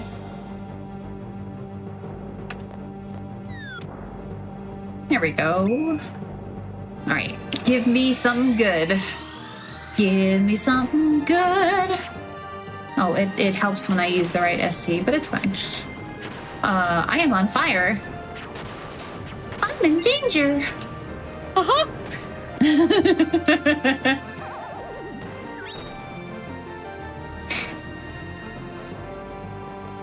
Well, that's all right. We get to show off to everybody how actually it is really nice playing Legend of Mana, that you don't need safety saves when dragons are jerks and set you on fire. Exactly. And I used the wrong ST again. I don't know why I keep doing that. I think I usually have them swapped in my buttons. And I need to make sure I press the right button this time. Sorry, take 3. Third time's a charm. We got this. It's all good. There we go. Whammo! That's what we wanted. Because we literally blammo our dragons. Yeah, they just explode into crystals. So many delicious crystals. I wonder what flavor they would be. Whatever your favorite flavor is. I don't know, kind of like today I'm feeling like maybe it would be like a nice light, cool, minty flavor. Like mint ice cream. Ooh, mint. I love my minty stuffs. Although I've been on a bit of a chocolate kick lately, so I don't know. Maybe mint chocolate. Oh my god, I was gonna say you should totally try chocolate that has like the little mint swirls in it. They're really good. That's it. That's what the crystals taste like. They taste like mint chocolate. Okay, that's it. We've settled it. Important distinction made. Just for a heads up, this is the last fight, and time will be coming up on the last hit of the Mana Goddess. So we are coming up on the end here. And we are gonna just Counter-Strike a lot. Because Counter-Strike is just OP as long as we can actually hit her with it. Oh, Their song is also another banger. It is. It's a good song. Hello?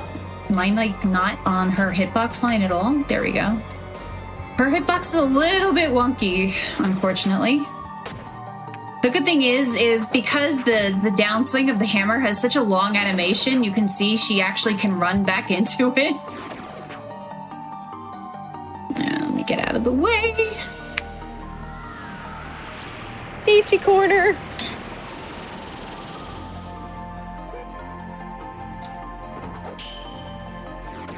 I am facing backwards. Hello. Yeah, if you get to the eclipse, it's not good. So we need to try not to get to the eclipse. And we didn't, and that's time. Woo, that was not a pretty fight, but we did it. GG. Thank you. But yeah, just pure Counter-Strike again because it just does so much damage. That is the way to destroy the Mana Goddess. The bad thing about doing it in Dragon Percent is that your partner Guri gets in your way. Yeah, that is a problem. But thank you all so much for letting me run yet another Legend of Mana category here on Flame Fatales. Y'all are just absolutely amazing. Chat and the community donating over $17,000 on the first day. You're all amazing too. Again, if anybody wants to pick up this speed run, it is a super friendly community. Everybody is super chill, very helpful. The guides are fantastic, and there's revamps being made to Jumi right now. We've been working a little bit on main stories, Mecca and myself, and just amazing people. So if you're interested, feel free to join us, because we could always use more people. And Spoonee, thank you for joining me on commentary. Oh yeah, thank you so much for having me. Thanks for letting me talk about how great this game is. We will come back at you next weekend when Spoonee does her Final Fantasy IV run. Yeah, and RPGC will be on my commentary, and look out, because there's going to be a lot of fun, totally real lore. Absolutely, 100% canon. Totally.